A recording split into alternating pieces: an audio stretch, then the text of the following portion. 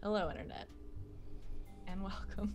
I was going to try to do a serious face, and I just can't. Hello, Internet, and welcome to another episode of All Myths Are True. It's me, your keeper of monsters, and your best friend, and your favorite disaster boy, Shoto Todoroki, and I'm here to run this game for my friends, Sunglasses Man, a lady with ears, and a plant with sunglasses. Nailed it. Periwinkle needs sunglasses now too. Oh no! I have some fake glasses. Same thing. Totally the same thing. So yeah, welcome. We're dressed up because it's the Halloween season, and Morgan made a great costume piece, and me and Sean pulled a bunch of stuff we already had out of our wardrobes, and Alex turned into a plant through sorcery, but it's only gonna last for the next 3 hours. Yeah, Okay. we're here to play another session of All Myths Are True, one of our Monster of the Week games that I run here on this channel. And I guess if there are any announcements, I will say them now. Are there any announcements? Just I mean, our schedule of stuff. Well, I mean, like, yeah. that's not regular stuff. No? Morgan Well, and I then- have done some spooky streams this week that you should go check out. Yeah, we Yeah. might do some more? Question mark? Yeah. I don't know. Figuring that out. Yep.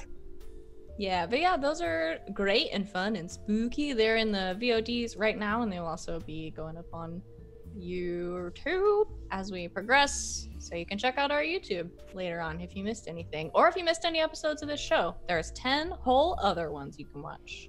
YouTube.com/game nights, so 2 G's and a K. Other than that, we do a lot of stuff on this channel. Not all of it is us dressed up in silly costumes. Some of it is, and more of it will be, because later this week we're gonna keep dressing up as stuff. But yeah, check out our schedule if you're live with us on Twitch. It is down on our Twitch page below our faces. If you are watching this not live on Twitch, coming out in our Discord, our schedule and is there, and we are also there. It's also on our Twitter. It's lots of places. We do lots of live streams, video games, tabletop games, and also we have 2 podcasts called Cyberscape and Storyboard. Listen to them. They're awesome. And so are our live stuff. That's it. I don't know why I keep doing announcements, because I'm bad at them. So You're doing fine. it's because I don't have my glasses on. I'm gonna blame it on that. For anytime anything goes wrong tonight, I'm gonna blame it on the fact that I'm not wearing my glasses. So even if we roll snake eyes, Mm-hmm. Bonus, those we can just say we glasses. rolled anything at this point. Okay. I do have my contacts in. The prescription is 3 years old. Oh. So yeah, you could probably tell me you rolled anything and I wouldn't know. Not that I look at Roll20 ever. All right, let's play a game. Let me put on some different spooky music.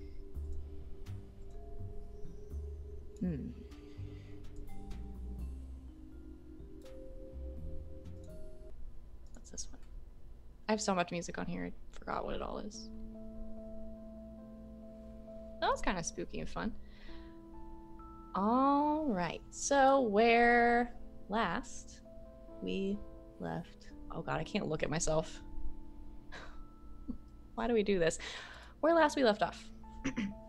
The 3 of you, team of Aegis Coursers, have made your way to the Dwarven homeworld to investigate a break in communication that has recently been happening. One of your colleagues, Gemma, briefed you on the situation, saying that communications had always been open and great and honest between the dwarves, and specifically the Magical Academy of Noctod Glane, sort of at the center of their capital. Things had always been great and open, and you had a great relationship with them, and then all of a sudden, everything has gone wonky and weird and dark. So you went to investigate. Lots of shenanigans ensued when you arrived. You talked your way past the first gate into the city itself. You split up, Periwinkle going deep undercover and going to an orientation meeting that was happening for new students. The other two of you sort of splitting off and going around the town itself. You were accosted by a dwarf with a gun, and it was all very scary. Smith used his telekinetic powers to defeat them. I don't know. They still had the gun for like a lot of that conversation. But ultimately, I was gonna say now you're on friendly terms, but I don't know if friendly is the right word. Anyway, they introduced you to the small underground resistance that is trying to figure out what the heck is going on at this academy, because everyone is acting really strangely, and the Dryo, the head of the dwarves, is acting totally different. No one's seen her in a long time. And so you took one of these members with you and tried to sneak in. It did not go well. You got arrested and found yourself in a cell, broke out, and are now underground trying to figure out exactly what's going on, how to get into the main building. And yeah. Did I miss anything important? That was the important stuff. What is Periwinkle gonna major in?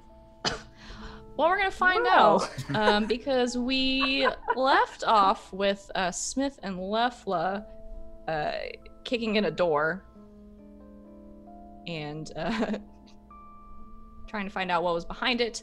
I believe you had Smith, I think with your magic eyes, you saw the sort of tendrils coming off of these crystals, these divination crystals, or these magical security cameras, and trace them back down the hallway to their room of origin and kicked in the door.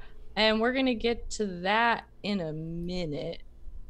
But before we get to Smith and Lefla and Raven, what is this? Oh, is this one? I want to check in with Periwinkle. Okay. Because Periwinkle, you have been bopping around campus. You have attended a general orientation meeting, and as this lets out, you have sort of made your way to one of the common areas that is nearby where a lot of students are congregating. What do you think you've gotten up to? Well, I don't know if there's like t-shirts and stuff, like student swag, like wear your school colors sort of clothing, but you probably would have gotten that too blended. So might be wearing like a shirt that has like the crest of the school on it or something like that. Yep, there are now. Those things exist. So I think you sort of make your way over to this common area, and there are a few like tables set up where they're giving out a few different kind of like odds and ends with a logo on it, where you can also pick up a t-shirt with the crest of the school on it. Don't know what that looks like. Gonna have to think about that one, but it's on there. Yeah, you can pick that up, and there's lots of people sort of milling around and hanging out. There are some tables and stuff set up nearby where some people have kind of parked themselves and are looking through their paperwork or figuring out what their next meeting is going to be. Okay. Yeah, and she's probably like sort of talking with like some of the students and like trying to get like understand better like the campus, but then also sort of asking about the teachers. I'm trying to remember. I didn't write down his name. The guy that we're supposed to see that went like is not in communication anymore with Gemma. Yes, I didn't write down his name. That's Aemon Gala. Okay. Who was the foremost enchanter. Okay, so maybe would have asked around about Professor Gala and that she was so excited to meet him. Okay. Yeah, I think you sort of approach a couple of people and talk to them. Some of them more familiar with the name than others, particularly the Dwarven students, because most of them are from here. Some of them are from the city itself, some of them from the outskirts, and the sort of surrounding areas, some that have come from very far away if they were able to. Yeah, I mean, I don't know that anybody knows a lot of like personal information about him. Okay. But let's have you roll something. Oh no, I have to grab my dice. I'll just roll for it though. In Roll20. I'm gonna have you roll. It's really not like, there's never like a great roll for these situations, and I always want there to be. I'm just gonna have you roll plus sharp because that is both read a person or read a bad situation. Ah, yes, my best stat. And see if you find out anything interesting. Okay. That's a 6. No. You Yay. do not, but you fail, so mark that. XP. We're just gonna get into this, I suppose. So yeah, as you, I think you approach a dwarven student who has stopped for a few minutes, kind of dropped a bag in one chair and is sitting in the chair next to it at one of these tables by herself. And do you introduce yourself to her, or you just kind of walk right up and say, "Hey, do you know this guy?" Hey, you know this guy? No, she's probably been like, hi, I'm like super new here, but I'm so excited, and I heard I have to go talk to Professor Gala. Do you know who that is? I don't know. I'm new. Well, we all are. We're at orientation. Oh, you just seemed like you knew stuff around here. You just have that sort of air of knowing stuff. Well, that's the nicest thing anyone said to me all day. I don't know Professor Gala. I mean, I know who he is, Council Lord and Enchanter and all of that stuff. I live here, but I wouldn't know where to tell you to go. I mean, the offices are in the main building, like the central building, so you could try there. Oh, sorry. That's okay. Can we see that building from here? Can you point it out? Yeah. So she kind of walks over and kind of points sort of in the center. There is this building that it's round at the bottom, and then there are these few like tall kind of spires coming out of it in the center. And she's like, "This is the pointy one. Can't miss it." Got it. Well, thanks so much. I'm Periwinkle, by the way. Oh, Dana. Dana. Nice to meet you. Maybe I'll see you at class sometime. Yeah, I hope so. And you turn around and to walk towards the building, and as you do, you walk smack into another person. A group of people have sort of been making their way through this. A group of like 4 sort of dwarven men, and the one in the front with this sort of dark, slicked back, black hair and this like pointed nose, kind of snooty look on his face is leading them. You turn around and just smash right into him. Do you carry a bag or something? How do you carry your like crystals and stuff? Yeah, I think she has like a little, like a side bag that she keeps. Maybe it's like almost like a cross pack, sort of like a small, sort of bag that kind of like sits at her hip. Okay. Yeah, I think you sort of smash into him and go like falling back and fall on your butt. And your bag kind of flies open and your crystals start to like tumble out across the cobblestones, and the guy just sort of looks at you and then like looks down at his shirt and starts like dusting himself off very slowly. Sorry about that. I'm still it's hard for me to see people sometimes. And is like sort of like grabbing her stuff. Right. Sorry, hi. First time here, or are you stupid? No, I'm new. I can tell. Crystals. Nice. Yeah. Yeah, they still hand those out. Are you new to the kindergarten class, or?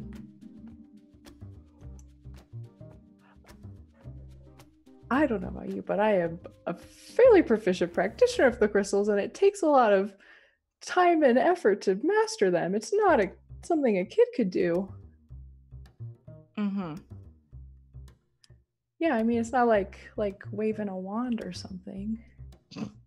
Please. Or like drawing a circle. Like, it's more complex than that. Please tell me he has a wand. He does not have a wand. He's not carrying anything of the sort. He says, well, some of us are proficient enough. We don't need that nonsense. This school has gone to the dogs. Hey, now, I'm sorry if I made you angry by bumping into you, but you don't have to be rude about it. It's just an accident. He starts to laugh, a really gross, like evil laugh, and then Ew. he seems like a mean person. And then just sort of looks at his friends and says, well, have fun with your toys. And starts to walk away. And as he does, kind of like kicks at the like cobblestones like near one of your crystals, and one of them like pops up and like hits you. Hey, that was rude. She kind of like stands up and gets.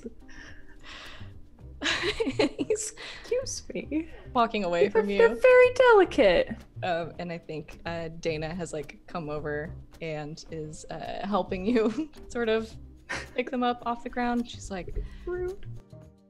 What a jerk. Do you know that guy?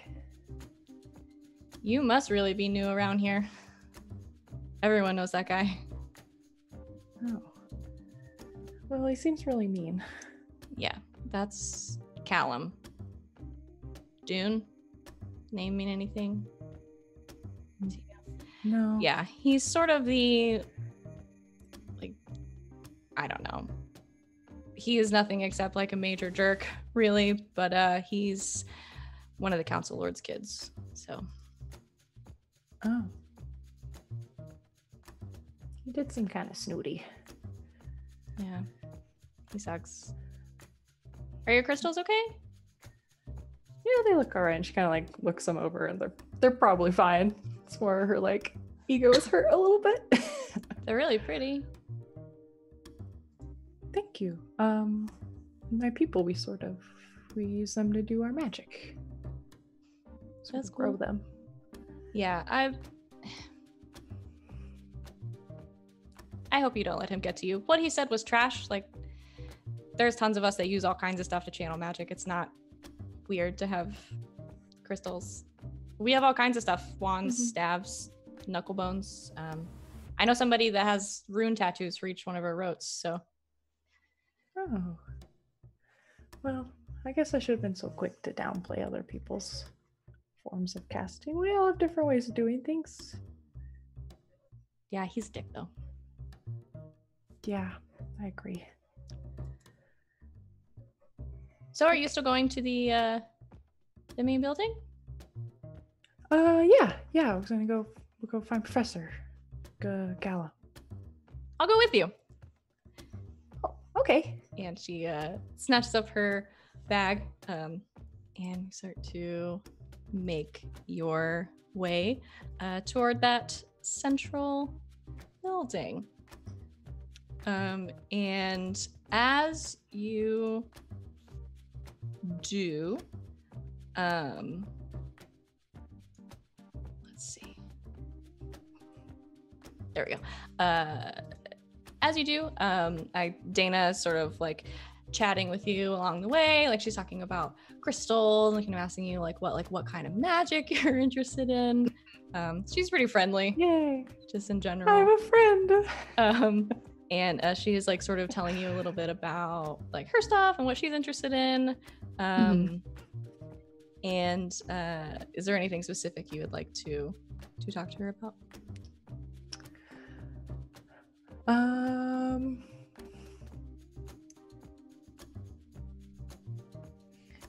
Probably just like finally like remembering like, oh yeah, I'm not a student here, I'm like on a mission.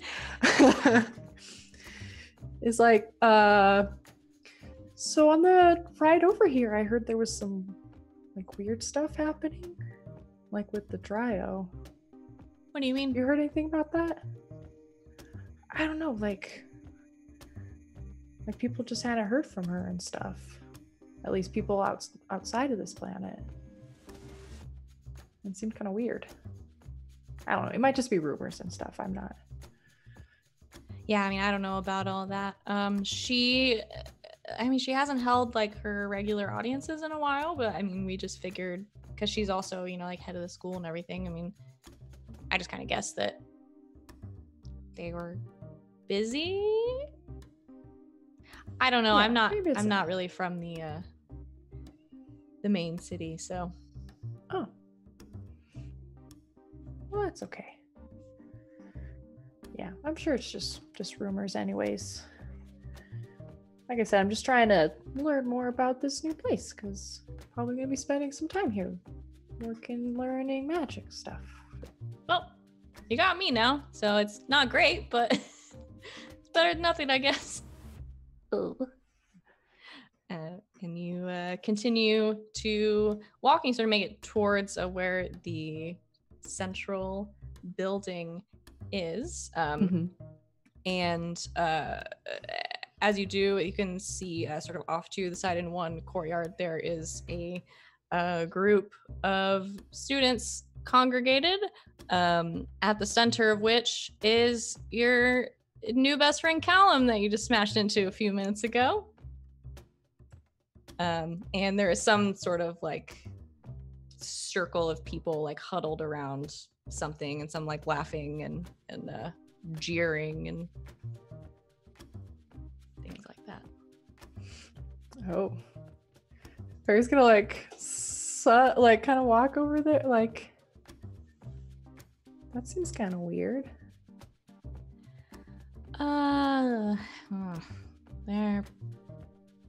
I don't know. He's probably bullying somebody. That's usually what he's doing, honestly. I don't know how he gets anything done. Okay. Hearing that he's a bully, Perry sort of like stands up full straighter and like starts heading over there. Okay. You head over there. And yeah, there is a sort of small group of people. Some of them you recognize from earlier. And you kind of do you like push your way into the crowd? Okay. And so you start kind of pushing your way through, which you are like taller than most of them. It's not all dwarves, but mostly dwarves, maybe a couple of, I don't know, others in the mix. There's lots of people here. But mostly dwarves. You kind of start pushing your way through to the center, and at the center of the circle is sort of Callum Dune standing there with a hand outstretched, and this faint like dark green glow is sort of coming off of it, and he has got a hold of this other student that is sort of standing across from him. He has got a hold of what looks like a small staff of some sort with a crystal at the end, and he is just essentially like telekinetically holding it over their head and laughing. Rude. Perry wants to do some magic. Okay. But I have to remember how to do this. Let's see. Use magic. Yeah, just sort of wants to break his like connection. So I don't know. I'm just looking at like this list. I don't know if it necessarily fits. Okay. Positive that we can make it fit. Yeah. But just wants to like end his like spell or whatever he's doing so that the person whose staff he took can get it back. Yeah. Yeah, there's a couple of things in here. Hi, buddy. Please sit in your chair. There is like, well, let's trap a specific person. There's like bar a place or portal to a specific person. I don't know. I don't know why you couldn't try to do this. It's gonna be really boring if I say no. So yeah. Okay. Roll plus weird. Okay, weird roll coming in. Boop. Did it work? A 9. Okay, a 9. So it works. So you also choose a glitch. I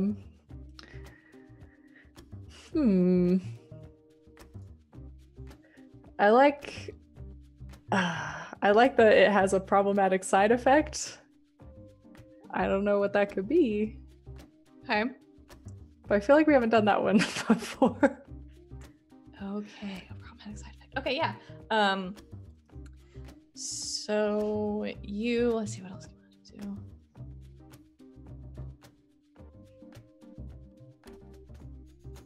Okay. Yeah, so you pull out one of your crystals and sort of focus in his direction, and I think as soon as you do, the people that are right next to you are kind of like, what the heck is happening? But you do this, you send this this small like lash of energy out that is sort of like severs his connection between himself and the staff, and it clatters to the ground, but as your magic sort of impacts with his, there is this sort of bright like white light that goes up from the center of the circle, and for a second you can't see, and there's like this cracking sound as the light sort of fades out. You can see a little bit of like rubble in the street where this like crack has formed in the cobblestones, and there's like bits and pieces of rock everywhere, and everybody is sort of looking at you and then looking at him and looking at you like terrified, and Callan sort of grabs his hand and turns and just like locks onto you. It's like, I'm wondering if this is if I could use my move, the big entrance. Sure. Am I making a showy entrance into a dangerous situation? Could be dangerous, we'll find out. I would say your showy entrance made it a dangerous situation. Yes. Yeah, absolutely. What do you roll for that? Okay, let's see. I roll plus cool. Oh no, I forgot. This is the one with the speech. I roll cool on a 10 plus. Everyone stops to watch and listen until you finish your opening speech. On 7 to 9, you pick one creature to stop, watch, and listen until you finish talking. On a miss, you are marked the biggest target by all enemies present. Okay. This could go very bad. This is great. All right, cool. Oh, but I gotta figure out what I'm saying. Let's roll this and see how it goes. That's only a 7. Okay. So yeah, you make this this big entrance. So you pick one creature specifically, Yes. right? On a mixed success. Okay, who do you pick? Yeah, so I guess I pick Callum. I mean, he's Okay. already looking at me, but now he's gonna focus. Yeah, he'll stay there. Yeah, so I think he is. So he's like sort of holding his hand, like maybe you hurt him a little bit, and he sort of locks onto you and is like, "Wow, what the fuck do you want?" And she sort of like straightens up and is like, "Children of the Chrysali do not tolerate bullies." And kind of like looks at him. "I won't stand for this. Okay. You need to clear up your act, or I'll make you."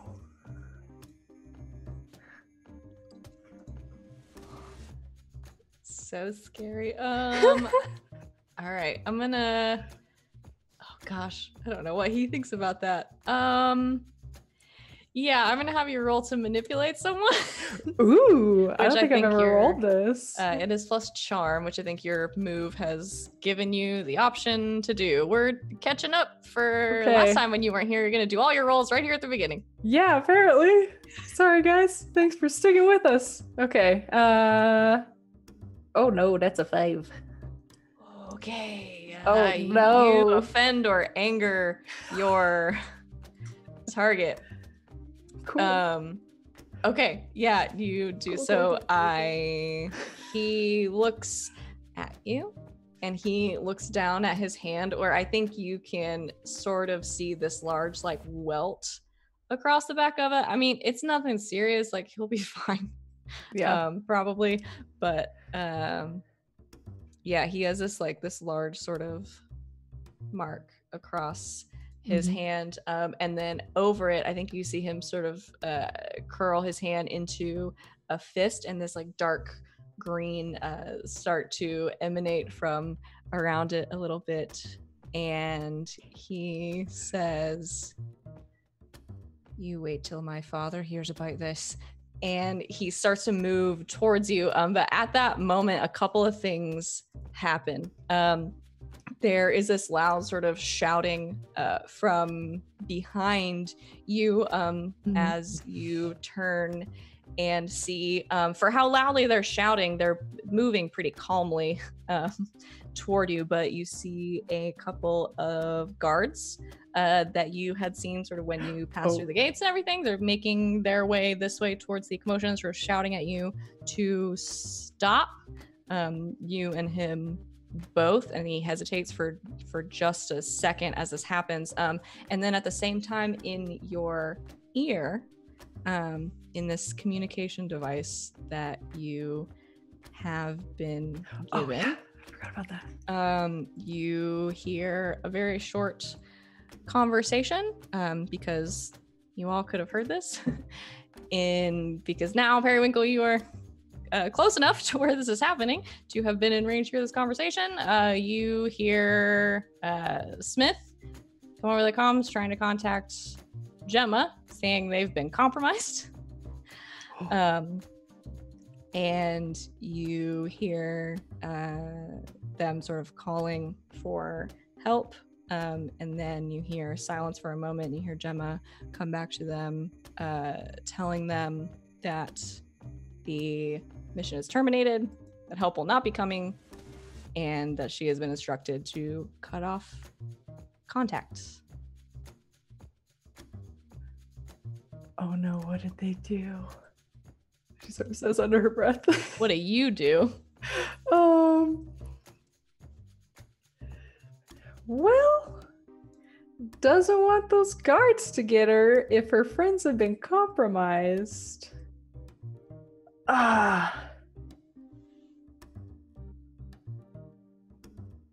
Let's see. Might have to do some more magic.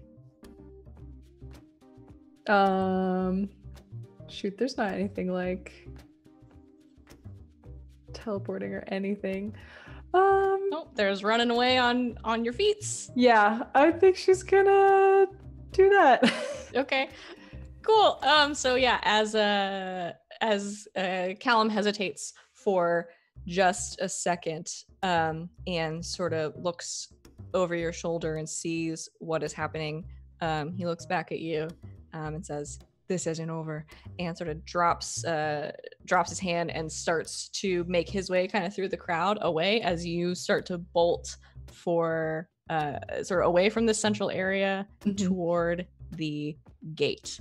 Let's see. As you do, you're running away. I'm gonna have you roll. Okay. To run away, probably. Are you trying to like hide, or you just want to like run? Wants to like sort of get away from like these guards so they don't like see her. So might kind of like run away for a minute and then like play it cool and try to like sort of hide somewhere. Okay. Then I'm gonna have you roll to act under pressure. Oh, okay. Oh, that's a 14. That's very good. All right, so yeah, you do. And as you do, so you sort of start to run toward the gate. I'm going to duck into an alley between two buildings and duck down out of sight near the this gate that leads kind of out of the campus and into the main city. And as you do this, one of the guards that was sort of in pursuit of you kind of casually walks past and doesn't see you. But you do hear voices from the other side of this alleyway, where you see a couple of guards leading a couple of people that you recognize into a building across the way. You see Smith and Lefla, and also a hooded, relatively dwarven-sized figure that you don't recognize, being led sort of into this sort of smaller building. Okay. Because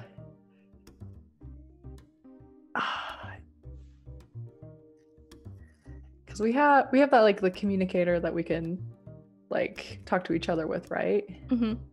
Okay. Just kind of go on the communicator and be like, guys, what's happening? Is this part of the plan? All right, so we're gonna cut into Smith and Lefla and Raven, because what happened between you all sort of getting put in the cell and then busting out of it didn't take very long, because that was the very first thing that you did when you got in there. So as you are sort of getting ready, I think, to we'll cut Periwinkle in here just a little bit. Time is fluid. As you are sort of in this cell, mulling over, kicking down this door, the two of you in your sort of communicators hear Periwinkle asking you if this is part of the plan. Hold on a second. What's in the room? Are we in the room, or are we in the cell still? I missed that last part of what you said. Yeah, I'm gonna say this sort of happened right as you were escaping from the cell. So as you're sort of wandering this hallway, trying to figure out what to do, you can talk a little bit to Periwinkle, and then you could kick down a door, a second door, because you did also kick down the cell door. That's right. All the doors got kicked. We're in a tunnel of some kind. We are trying to get to the central building. There are underground tunnels that connect, so they presumably have some heavy security, but maybe a better option than going back out up above and approaching on the surface. Okay, so should I try to get in there with you guys? Looked like you guys got caught. Was that like a clever plan so you'd get in there? Yes. Yeah, I think Left kind of looks at Smith and is like, yes, absolutely. Definitely. You guys are so smart. We sure are. Where are you right now? I'm just outside the building they took you in. Do I see like the guards come back out? Yeah, that I took think. them in there. Yeah, I think shortly after they go down, almost immediately, they sort of come back out and start to head back toward the main gate. Okay, I just saw those guards leave, so maybe I can sneak in there with you guys. All right. Just be careful, because that clever ruse of ours is only going to work once. You know, if they're getting caught on purpose. Oh, okay. Okay, I'll try not to get actually caught. If she goes in, I'll give her, the directions. Like, okay, as the guards took us down this, down the one hallway, turned right, down the stairs, blah, blah, blah, so that she can catch up to where we are. Okay.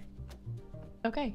Yeah, which she will shortly. So after this conversation happens, Smith and Lefla with Raven in tow, you have sort of made your way down this hallway. You find that main tunnel with the security, and you sort of follow the trail of these crystals back to their source, which is a room sort of a little bit behind you in the hallway, and you guys were getting ready to go in the door.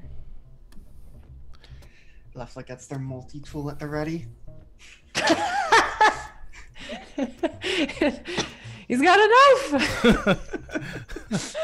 Oh no. When shrubs prune back. Okay. Yeah, are you just gonna like kick in the door? I don't remember if you tried it to see if it was locked or not. I think we did, definitely. It is. Yeah. Okay. Then I open the door just a little bit. I go and I just like. Well, you don't, because it's locked. Oh, I think you said it's. I asked, is it open? You said it is. Never mind. That's not what I heard just now. All right, Lefla, you got this. All right. So am I attempting to pick the lock? Is that what's going on? I've got no options other than trying to telekinesis open, and that's just gonna hurt me more. You could kick it really hard. Oof. Yeah, no. Given those options, I will put the knife feature away and take out, switch to something a little more lock-picky. Cool. I'm gonna have you roll to act under pressure. All right. That's a 7. Okay. Where's outcome, hard choice, or price pay?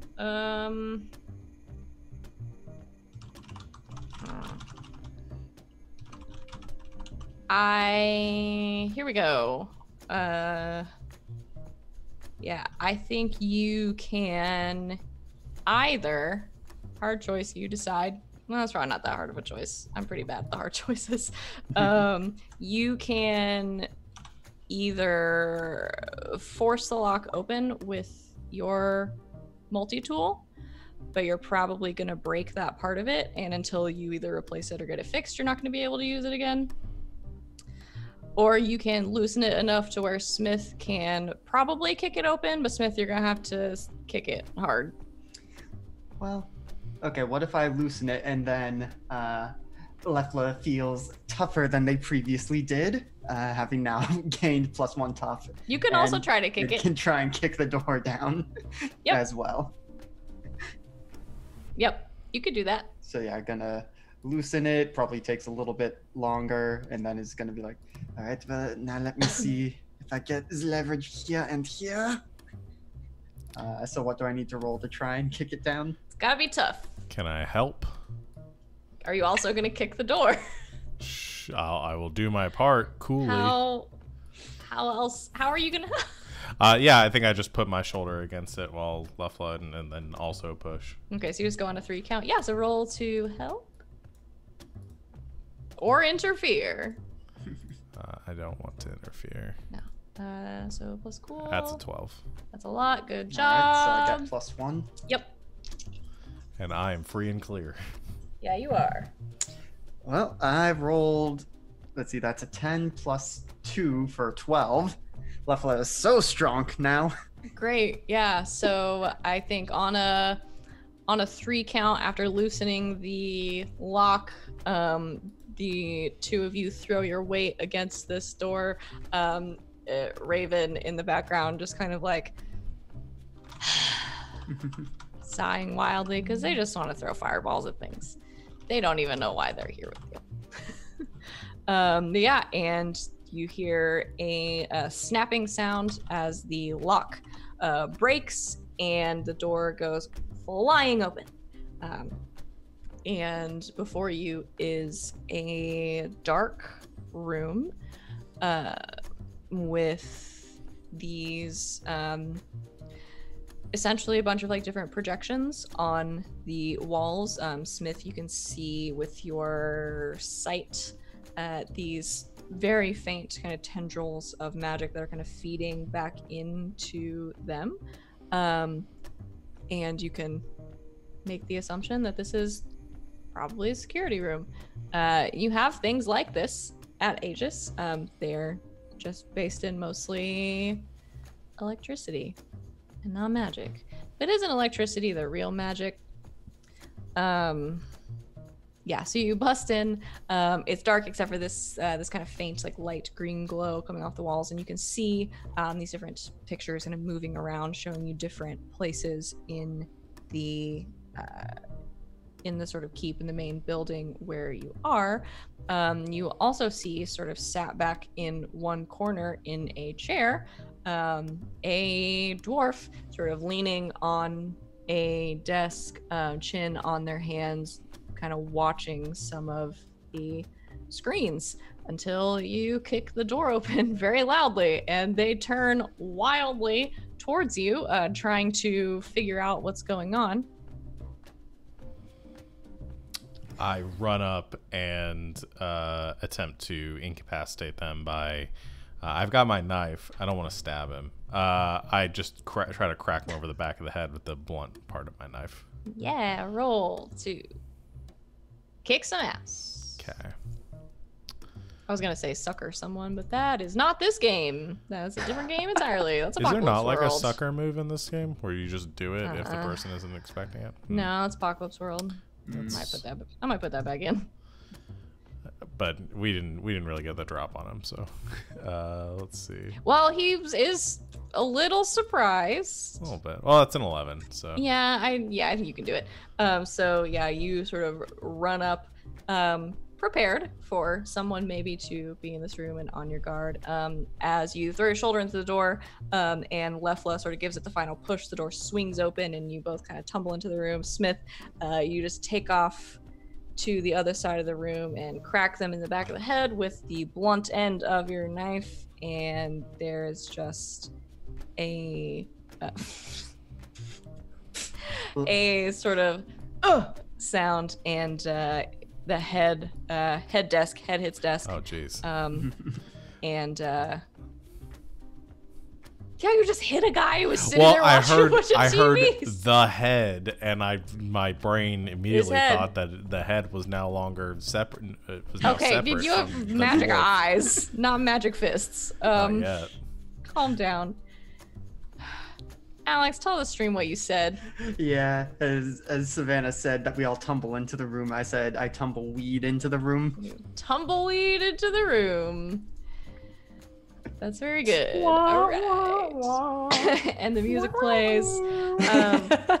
And yeah, he falls unconscious, sort of head hitting the desk, sort of slumped over. I'll go over, try and do a quick once over, and just be like, he'll probably be fine. Yeah, he'll probably be fine. That's gonna hurt though. Some Good science goose egg. there. Well, I'm not gonna make you roll to look at a guy and be like, it's probably gonna bruise. Alright, well, we've taken out the person who was watching them, but we may want to see if we can also disable the connections as well. Is there just like I can see the stuff like feeding in. Do I see the crystal it's feeding into? Yeah. There is on the back wall of the room, sort of pressed into the stonework, there is this essentially it looks like a shard of crystal that is kind of feeding out into. You can see kind of all of the tendrils. The tendrils feeding in from the out of the room, sort of into the crystal, and the crystal feeding into the sides, essentially like running along the walls. So the dwarf was sitting on a chair or like a stool or something? A chair. Just walk over and kind of like pick it up, kind of like weight it in my hands a little bit. Is it heavy? Got some weight it's not to it? great. Yeah, I mean it's like a desk chair, but just like it's walk like to a the other cheap one. room, like look back at everyone else, kind of shrug, like, Un moment, s'il vous plaît. And Raven snaps and has fire in their hand instantly. Lefla is I gonna hold the try chair and in my quickly, hand. gonna try and quickly glance through the different screens. Smith, do any of these look like the crystal you saw in your vision? Oh, good Maybe point. maybe they have eyes on it. Yeah, I wanna look around the crystals and see if I can see, or is it the screens, the TV monitors, see if I can see any They're like magic holograms. yeah, the TV monitors, if I can see the purple crystal that I saw before with all the Zexus around it. Don't. We Hey. had literally just binge watched The Dark Crystal and the movie when I was preparing for this mystery, so here we are. There's a big crystal in it. I only realized what I had done after the fact. I don't care. Full inspiration from the things you like, kids. Yeah, you don't see anything that looks like a large spooky purple crystal with dark tendrils coming off of it. You see a lot of stuff. You see a couple of cameras outside. You see the cameras that are in the hallway. We keep calling them cameras. They're not cameras. The magic crystal cameras. Cameras see spelled a lot of- K-A-M Cameras. apostrophe R-A, cameras. Yes, exactly. It's whatever the old Gaelic word is for camera. Just kidding. There wouldn't really be one. But yeah, no, you don't see the crystal necessarily. You see a lot of activity, lots of different rooms and places and hallways, lots of people, but Yeah, I don't see it. Worth a shot before we wreck their shit. The good news is that if it starts to go bad, there's a pretty good chance that I'll know where to go at that point. At that point, it'll probably be too late, though. So, Yeah, let's hope it does not get to that. all right then. Power down. And I just slam the stool into the big crystal. okay. You do this thing. Roll to kick some ass. Does it have an ass? Everything has an ass. True. In this game, That's a 9. Does it hit me back? it does. It does hit you back, yeah. So you slam this desk chair into the crystal. God, what are any of the moves in this game? It feels like it's been a calendar year since we played this, even though it's only been 2 weeks. Can't remember the rules.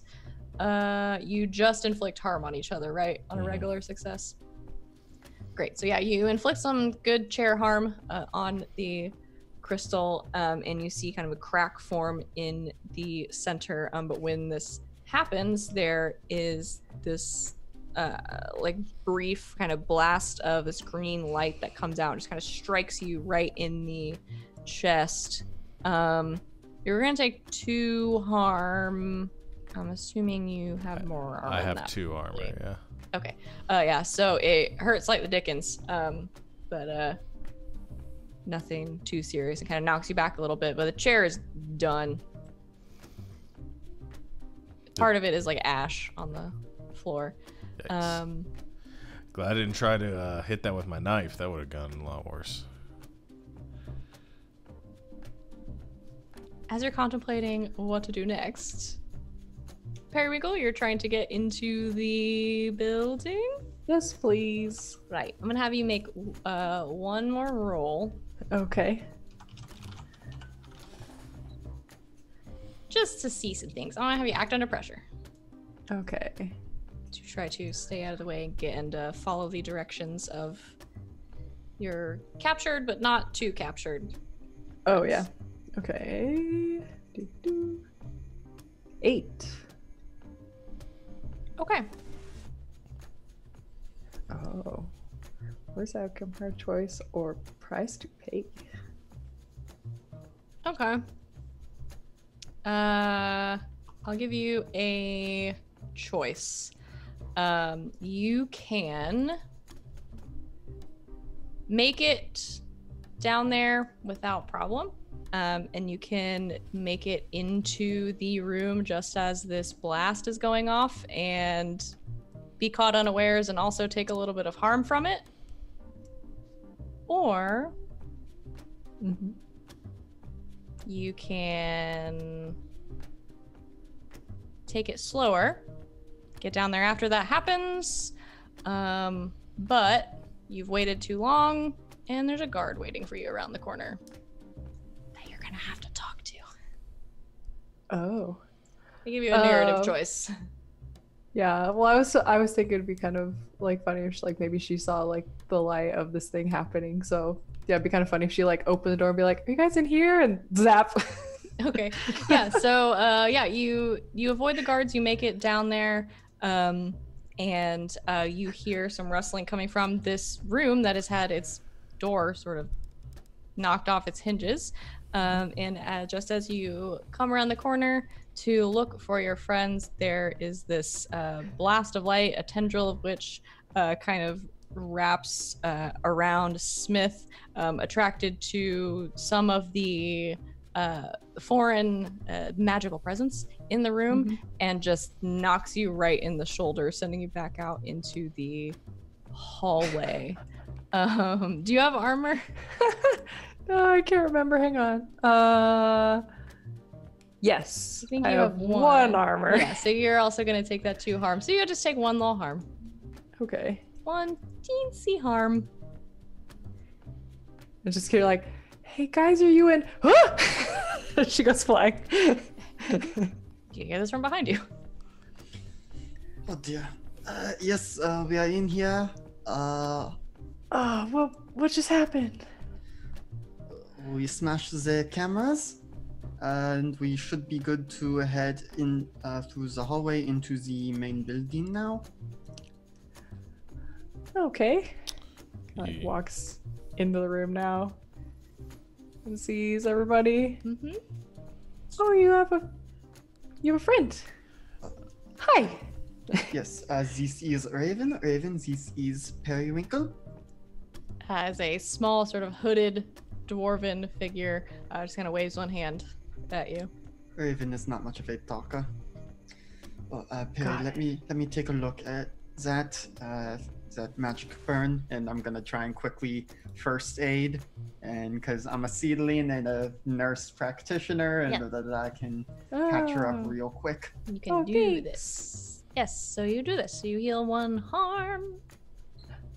And look, everyone's see. fine. Yeah, now you're all back together. Alright, And I well, will say the energy from the crystal is not like totally gone, but it is enough to like disrupt a lot of these feeds. And so you see some of them have gone off, some of them are kind of shorting out. Enough to feel safe that if any of them are still on, they're at least not accurate. Alright, well, shall we go before someone comes and investigates?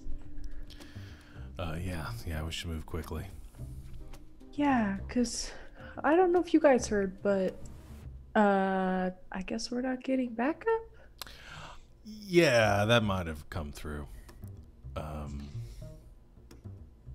What Yeah. what happened? What did you guys? Was it part of your plan to get caught? To like keep Aegis out of it? 'Cause maybe there's a spy on the inside? Can we trust Gemma? Yeah, no, yeah, we shouldn't try to I think they cut off communication, so no, I'll just lay it straight with you. I guess we messed up, and Yeah, I don't know what's going on, but we got a job to finish, so let's just do that, and I'll take the consequences of whatever happened when we get back. Okay. Well, thanks for telling me. Yeah. This is like the relationship here with Raven and their boss. We'll figure that out in a minute. Oh. Okay. Oh yeah. There's a whole, and I'll start filling in Periwinkle about, hey, there's this secret underground group that's headed by the guy we're here for, his sister, and turns out all dwarves are liches, and Liches. I feel like maybe I should have asked Dina about that. I mean, I didn't really know that at the time. But we got some stuff to do here, so let's stay quiet and Oh, right. sneak through the halls here, see if we can figure out where this crystal is, stop this bad thing from happening. Oh yeah, the one that we saw. Okay. I'll follow you guys. All right. What do you want to do? Sneak through the halls and see what we find. Sneak through the halls and see what you find. All right. So when last I checked, you were going to try to sneak down that hallway toward the sort of main building, Yes. which you can now do because you smashed the cameras all up. So you sort of make your way down this tunnel, and you see as you go the crystals that have been set in at different intervals along the tunnel. Some of them are like flickering green a little bit. Most of them are out at this point, so you're pretty sure you are not being watched. And also the only person that was in that room watching you is now unconscious. So there you go. You make your way toward the main central building. As you do, the end of the tunnel eventually opens up into this larger, wider hallway that seems to it goes left and right, and then kind of curves out of sight, so you can assume that maybe it goes around the outer edge of the building.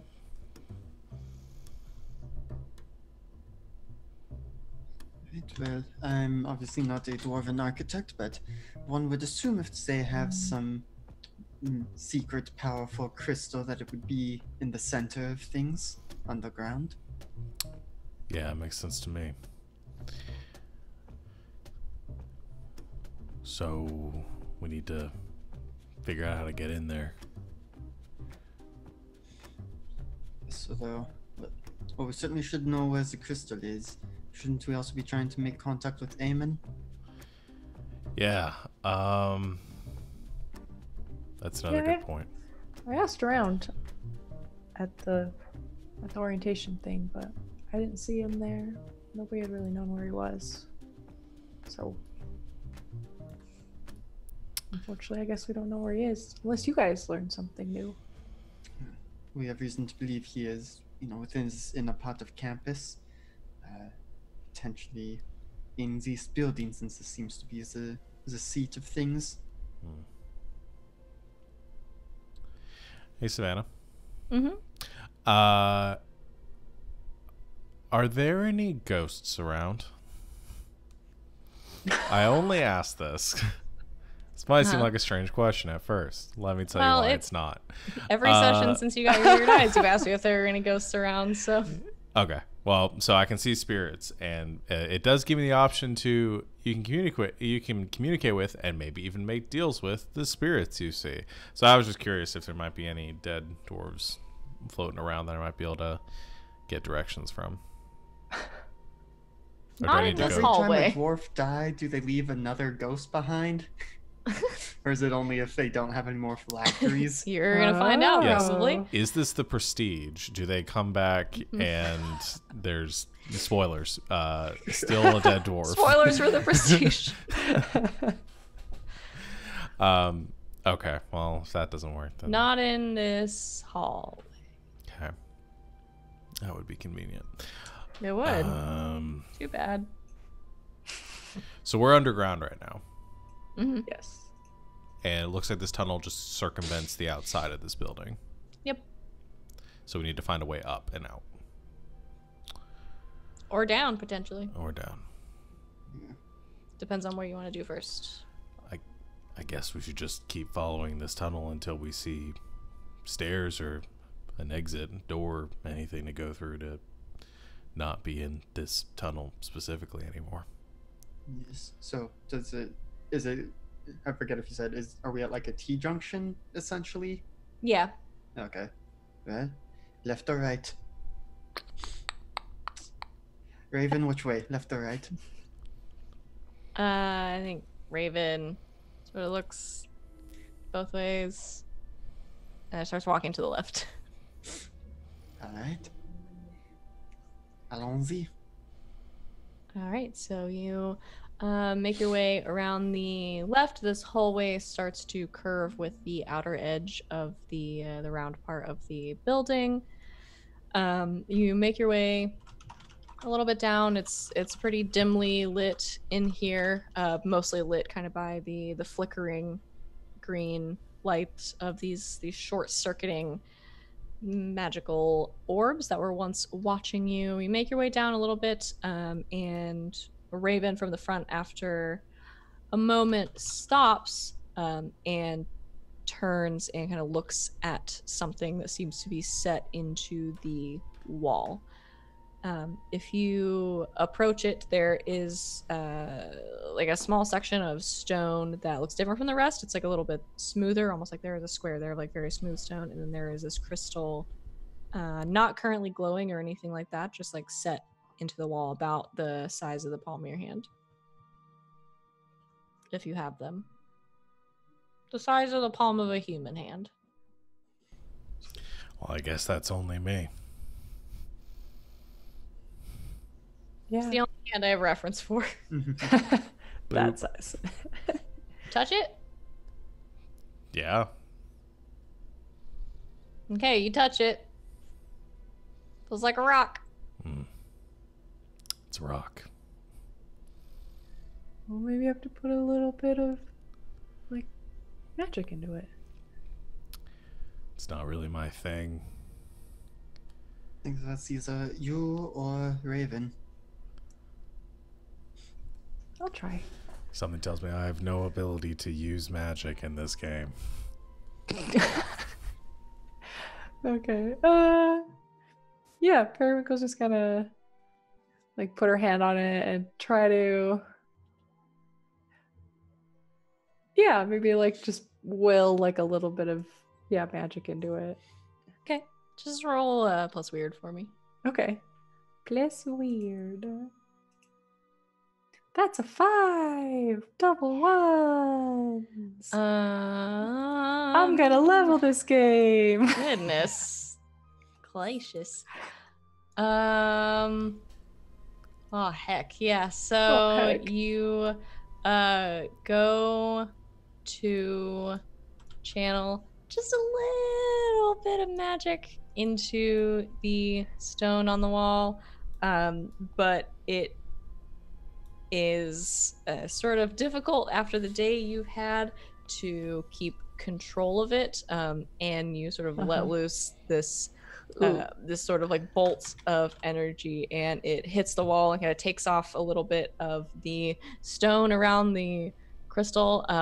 The crystal glows for a second, this like bright green, and then it continues to glow and glow and glow, and you can hear this this like crackling sound from in it, and it just explodes and just shards of it kind of go everywhere.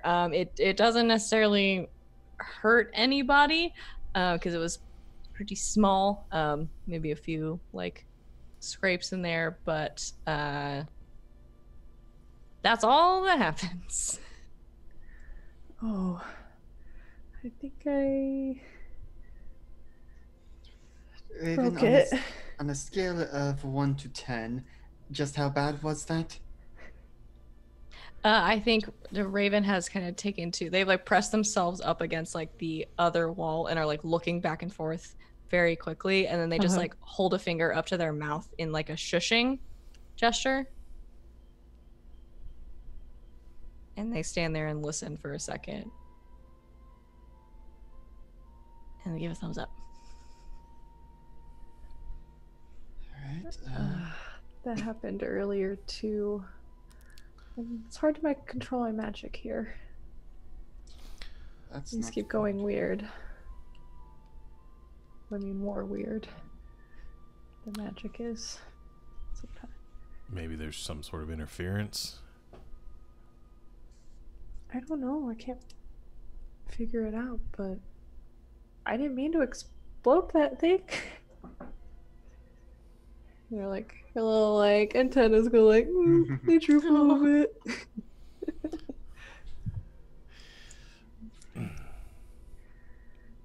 Well, I don't really know where to go with this now.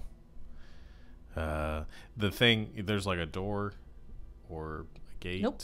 Or Nope. anything. Is there any sort of, can I look along the wall to see if there's any sort of indication of what this would have done? Yep. I do that. I don't see anything.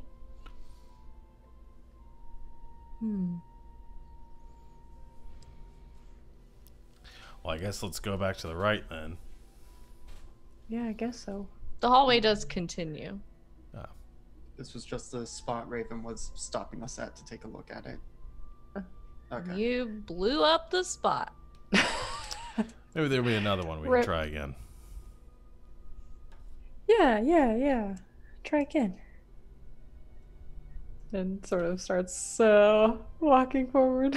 You continue walking around the curve just a little bit, and again the hallway starts to continue until you find yourselves a minute or so later, pretty much from your estimate across from where you started, and Raven again kind of leading the way, looking around, keeping an eye out in front of you, stops again, and this time on the wall you do see like a sliding door that's made of wood. All right, now we're getting somewhere. They light their hand on fire. Should we see if it is unlocked first? Yes. Leffler will reach out a tendril and try and pull the door open. It's unlocked. You may need to burn whatever is in there, but I think minimizing structural damage, or at least, if we have to make a hasty exit through this door, I'd rather it not be on fire.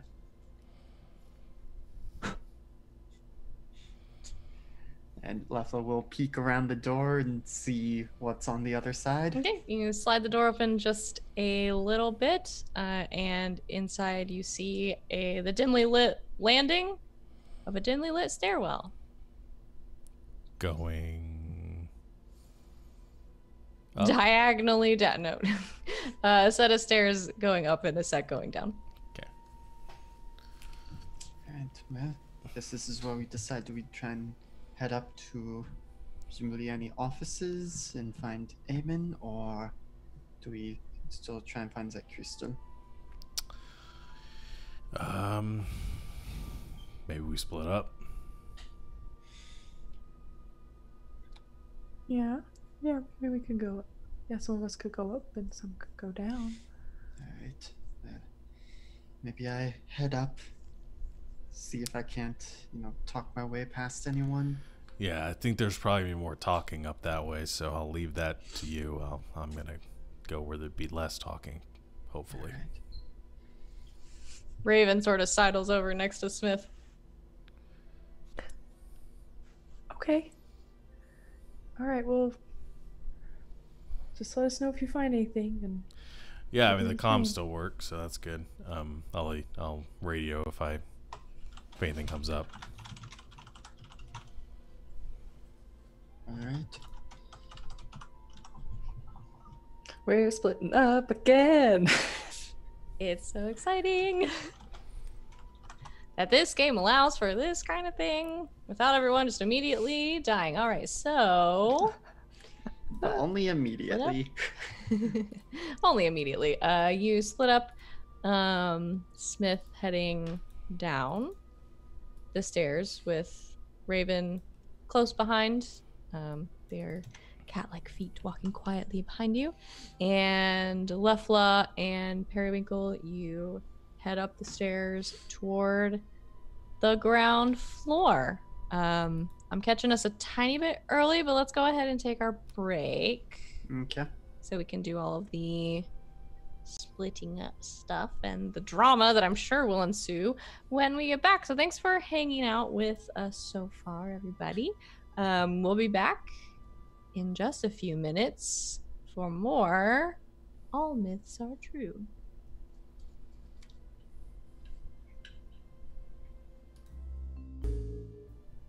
And welcome back, everybody, to this episode of All Myths Are True. We're gonna jump back in right where we left off. Let's start with Smith, who went Let's not. downstairs. What? I'm just kidding. Oh, It just sounds so ominous when you say that. is it not ominous if I say let's end with Smith? That would be worse. Okay, so let's start with Smith. You make your way down Town. the stairs. Yeah, walk in. Probably not too fast because your shoes will make a lot of noise on the stone steps. But you, with your Raven following close behind, in silence, quiet as a dwarven mouse, make your way sort of down the stairs, which then open up into this sort of large chamber. They kind of go down a little bit, like more towards the center of the building. They open up into kind of this chamber with several doors in it. That was a lot of that was a lot of words for me to say. You walk downstairs, there's a room with a bunch of doors. Shit. I don't suppose you know where we are right now. They just shake their head. Great. Anything different about any of the doors? If I like walk around, do I see anything? Like, how many doors are there? 5. All right. Including the one that I just came through? No. Okay, so 6 total. That was my first riddle. Just forgot about that door. 6 Okay. total. Anyway, anything different about the doors? Any signs or markers or? On some of them, sort of in the wood, they have these different characters carved into them. I don't know that you know what any of them mean. I don't know. I would guess not.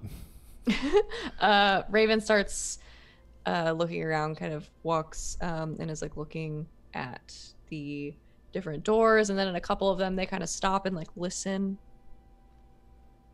for a second, and you just kind of stand there in silence. And as they are coming up on we'll say sort of around 1, 2, 3, the third door, they look at it, they kind of listen for a second, press their ear up to it, sit there in silence, and then go to like grab the handle, they shake it, and it's locked.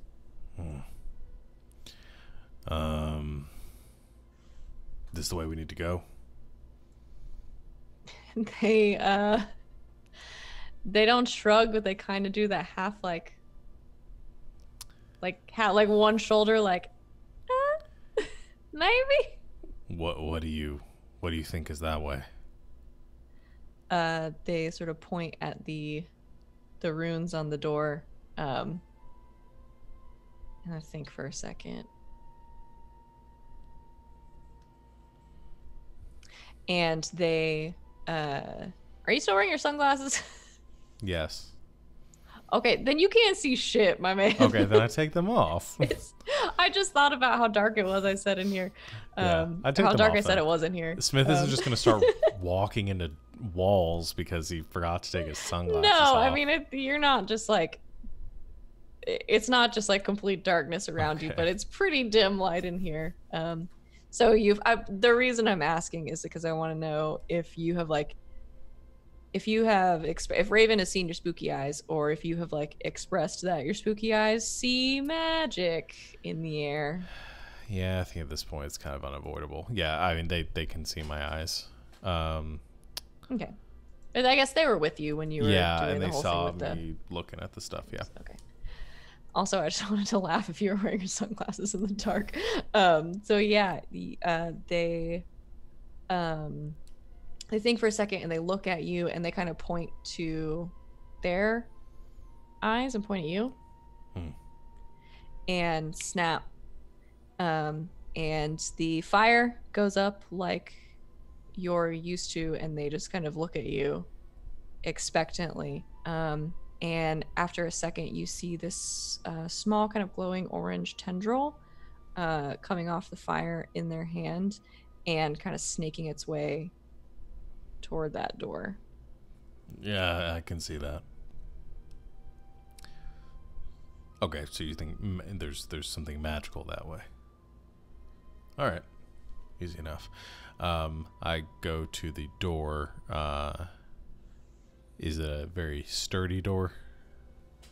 It's made of wood. Okay. It weighs the same as a duck. Probably. I don't know how much a duck weighs. Probably weighs more than a duck, huh? Well, then it's not a witch. That much you know. All right. So the door's not a witch. Okay, so what I'm gonna do... Okay, no. What I'm going to do first is I am just going to try to force it open. If it's locked, I think I take the big-ass knife that I've got, and I sort of, like, jam it in the...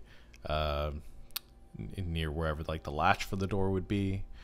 Do I get the idea? Is like these are like handles, like modern doors, where they have like some sort of mechanism on the inside that locks them. It's not like Yeah, they have it has actual lock. Okay. Not a magic lock. Okay.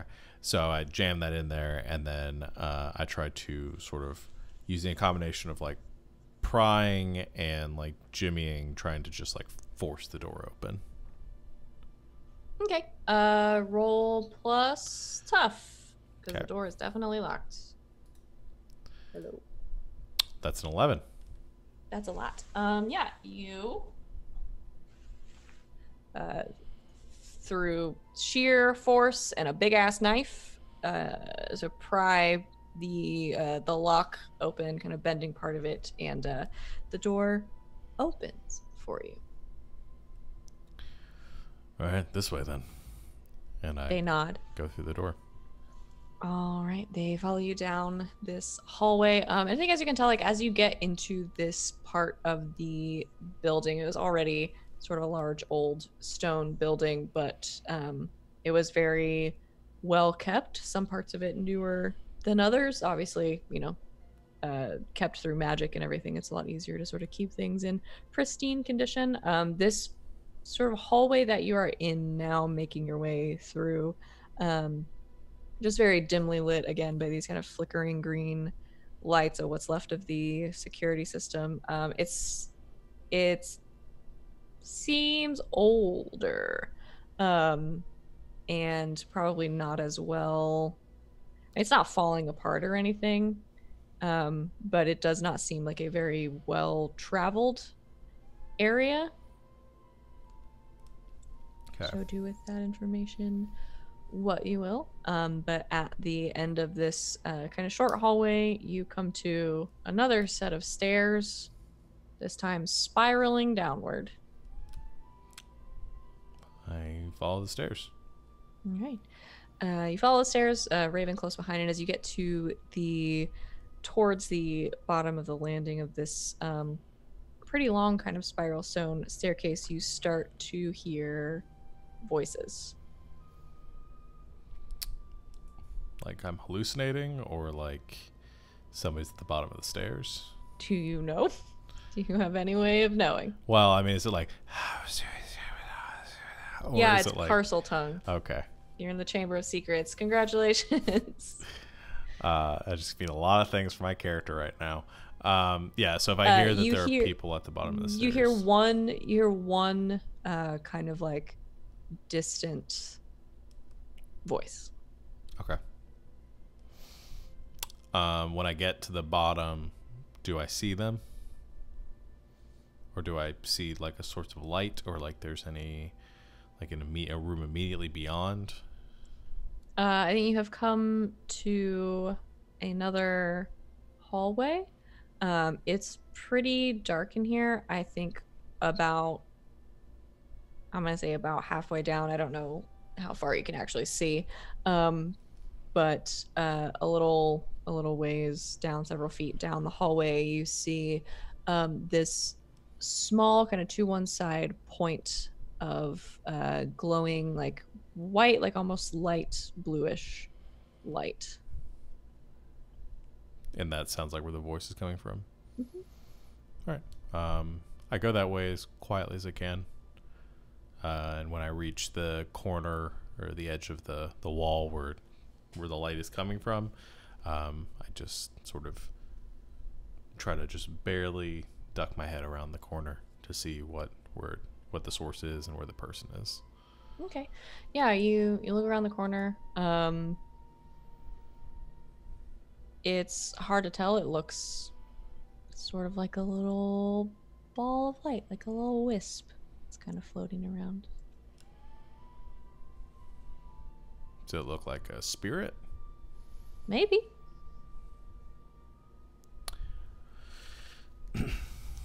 I look to Raven. Do you see that? They look at you and kind of shake their head like, No. Glowing light? What? No? All right. Hello? You hear a small voice kind of sounding almost kind of like muffled coming from that point of light going, hello?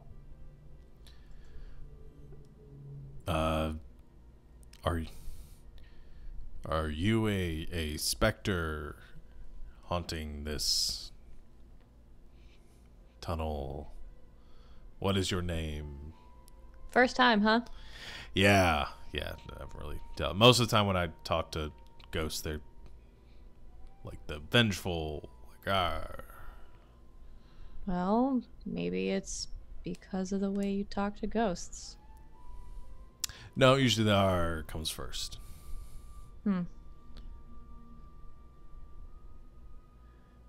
So, what is your name? As you ask this, the point of light starts to grow just a little bit and kind of materializing in front of you is this form of a humanoid looking person, bigger than a dwarf for sure, with you get this like inkling of like long hair. It's kind of hard to tell, like a lot of the features are not really there, so not much of like a face or anything to speak of, but it's more of like a general kind of outline, but they seem to kind of like turn the head and focus on you and say, Layla. Nice to meet you, Layla. My name is, call me Smith. I'm looking for something down here. Do you think you can help me? Maybe. I'm looking for a crystal. It's sort of it's kind of in a room by itself, and it was sort of like a bluish, purplish color. We have a lot of crystals here. This one would be kind of special. Like on a pedestal or hovering or something like that. Why? I think it's in danger, and I'm trying to stop it. The danger. Yeah. Hmm. I think someone's going to use it for something. Wow, I wish I cared. All right. Is there something you do care about?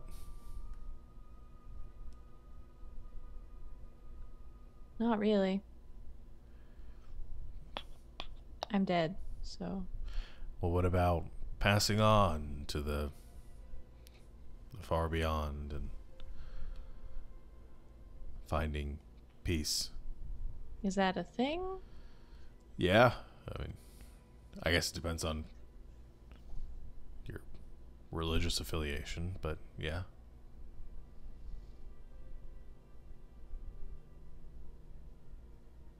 I mean, they go somewhere after I...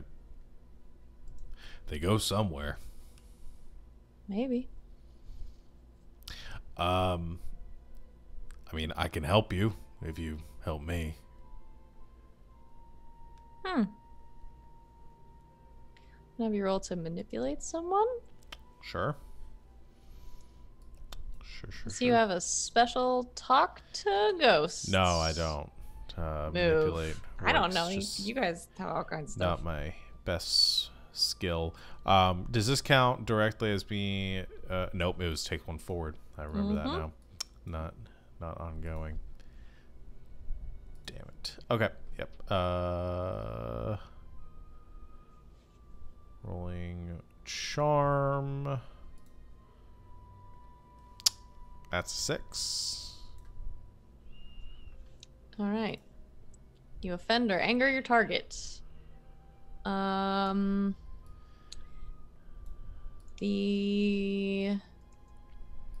form just kind of looks in your general direction.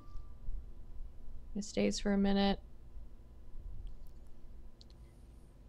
I don't think you really believe that. I mean, I some people believe that. Sure they do. I'm sure I could find some way to help. I mean, we really need to stop this from happening. If you could just point me in a direction. There's only 2 to go in. You're in a hallway. All right. Fine then. Just I look at Raven. Is Raven just like really confused right now? They're looking at you like you have 2 heads. Like, Yeah. All right. Never mind. We'll leave you to it. Have a nice afterlife. and the form starts to kind of condense back down into that little wisp and kind of float lazily along the hallway. Useless. All right. Raven's looking at you like, There was in the eyes, yeah, and see things, spirit, ghosts down here. I tried to talk to it, didn't really work. I'm not crazy. they sort of nod.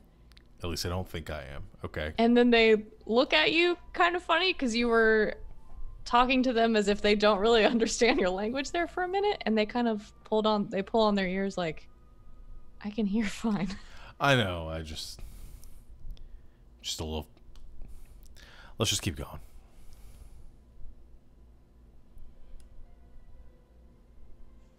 They nod and they kind of like stifle a laugh. Just keep going. So yeah, you make your way down the hallway, through a couple more sets of doors. This place is sort of winding, and eventually you do meet a couple of hallways that branch off into other hallways. How would you, in general, like to navigate them? I just pick a direction. If I turn left and I keep that wall to my left side, and I take the next left turn, and I just keep doing that till I hit a dead end, like navigating a maze. Okay, I'm gonna have you roll plus weird. If I'm not seeing anything that would drive me one way or another, if I don't see any magical lines or anything like that. But yeah, I'll roll weird. You said weird, right? I didn't Yes, I did. mention that. Okay, that's an 8. Okay.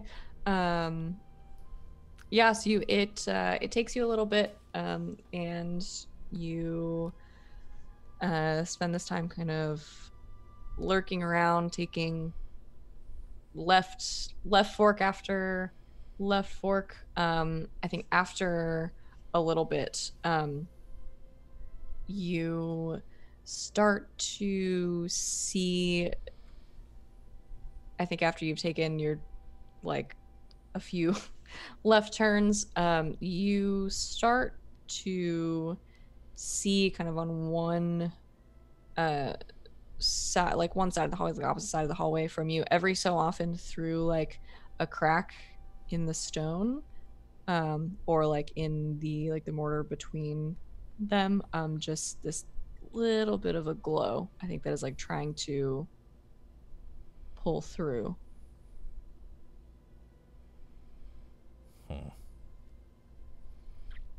When I see it, I kind of stop and look at it. Do you see that?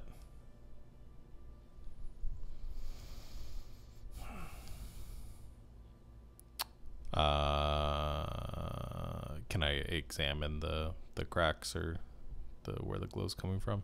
Mm-hmm. Yeah. And I think you can like get a sense that this is some kind of like magical energy that is trying to pull through. It's probably still a little far away from you, but there is the potential of trying to use it to navigate toward its source. Yeah, I'll do that. Okay. Yeah, so you wander for a little bit. Raven just kind of tagging along behind, unless you ask them for anything. No. Okay. Enjoying the quiet. Mm-hmm. They just pad right along. There's not really a lot of things down here for them to set on fire, so they just kind of follow you, unless you want them to do anything. But you make your way, backtracking a little bit down a couple of different hallways, and eventually you come around a corner, and you, I think, are stopped for a second as you see from down the hallway just the walls and the floor, and the ceiling just like very, very gently illuminated. Is the door locked? It's not a door, it's a hallway. Oh, I thought you said there was a door. No, I said the end of this hall. Oh. Did I say a door? I thought Did I say there was a door and I don't remember saying that I don't 5 know. seconds ago? Oh my gosh. I'm No, you're just on in a hallway. cold medication right now. You so come I'm- to a door. It's not locked. And you can see this kind of like purplish glow around the edges. Okay. And you can open it. I push it open. All right, you push it open and you find yourself in this small chamber, with a door to the other side. There are a few things in this room. There are some chairs kind of scattered around in one corner. There is like a table with maybe like a couple of books stacked up on it, and a large or heavy looking wooden door across from you. And next to the door, you see a couple more of these little orbs of light kind of hovering around wistfully. Great. More people to talk to. Do you see those? Great. try to be nicer this time. All right. Hello. Hello? Hi. I'm a bit lost down here. Yeah, I'll say. Do you think you could help me? Maybe. And one of them kind of forms into this figure. This one a little bit on the smaller side, more like Raven size. Again, just kind of a general kind of glowing outline of what's probably a dwarven figure of some kind. I'm looking for a crystal. It's down here somewhere. It seems like I'm getting closer. I saw some energy or some sense of magical essence in this direction. Do you think you could help lead me towards it? Maybe. We have a lot of crystals here. I've heard. This would be a special one. It's like a purple color. It's pretty big, about yay high.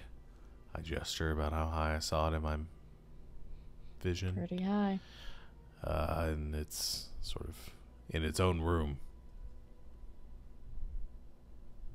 Can you take me there? Why? Because I need to go there. There's something dangerous that's going to happen that I'm trying to stop. I roll one more time. Oh, man. Holy shit. With a -1, I got a 10. Okay. That is on a manipulate someone. So yeah, on a 10 plus, they'll do it for the reason you gave them. I think the form just sort of hovers there for a second, and you can see it kind of cock its head. And then in this almost like bored voice, says, "You're in the right place." Good. Where is it? And they sort of gesture to the door that is behind them. I'd be Great. careful if I were you. It's not the same in there as it used to be. Okay.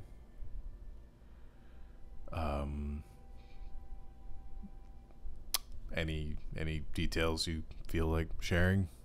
Not much. They killed me before I could find out. Who did? The Dreadnought. Who else? Oh, yeah. Are they in there? Is she in there? Probably not. Okay, good. Do they come by often?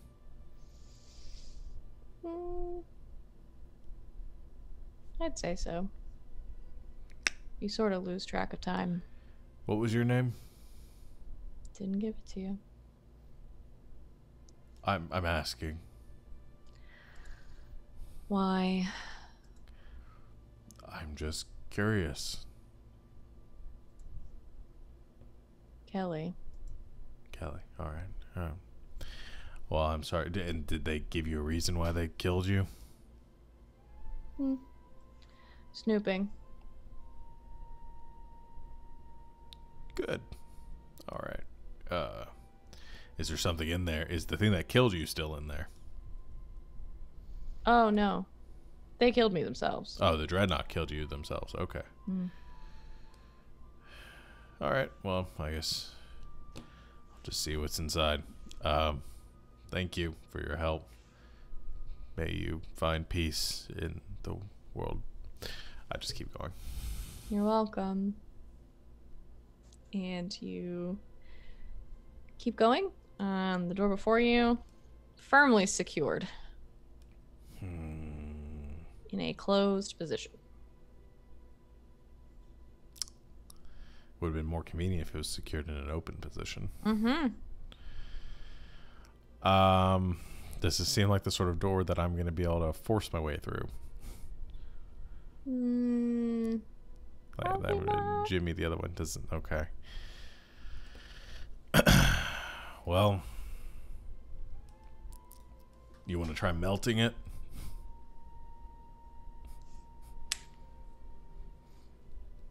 That's better. My option is probably going to lead to my head exploding. So I'd rather try yours first. So Raven looks very excited, sort of snaps one hand and it lights up a flame. And then the other hand and it lights up a flame. Sure, give it all you got. I take a step back. And they are going to attempt to open the door. Would you like to help at all? I mean, they're not going to be rolling, so what can I do? No, they'll be able to do it because I think it's fun. Yeah. I should know if you wanted to like contribute anything. I don't know what I could contribute to them blasting. Yeah, like with matches powers. or. Do I have matches? I don't know. They make fire. I don't think so. I don't know what I'd do with the matches other than all right, cool. stand there sadly. After I take a big step back. That's how I help. Do you have lighter fluid? Yeah. So Raven, I think, sort of gets this very excited look on their face. They light up with their hands and then they make their way up to the door and then focus in and with like laser precision, do not just explode the entire door off its hinges, but Ethan Hunt in Mission Impossible cutting a window open, cutting into a vault or in a heist movie, something very exciting. They start to burn very precisely sort of through the thick wood of this door until they've created an opening, and they push it. Falls over, and there's a nice raven-size opening in the door. I could probably squeeze in there. Good job. See, that's why we were saving you this whole time, so you could do that, not waste your power. Hey guys, They roll their eyes at you. I think I found the crystal.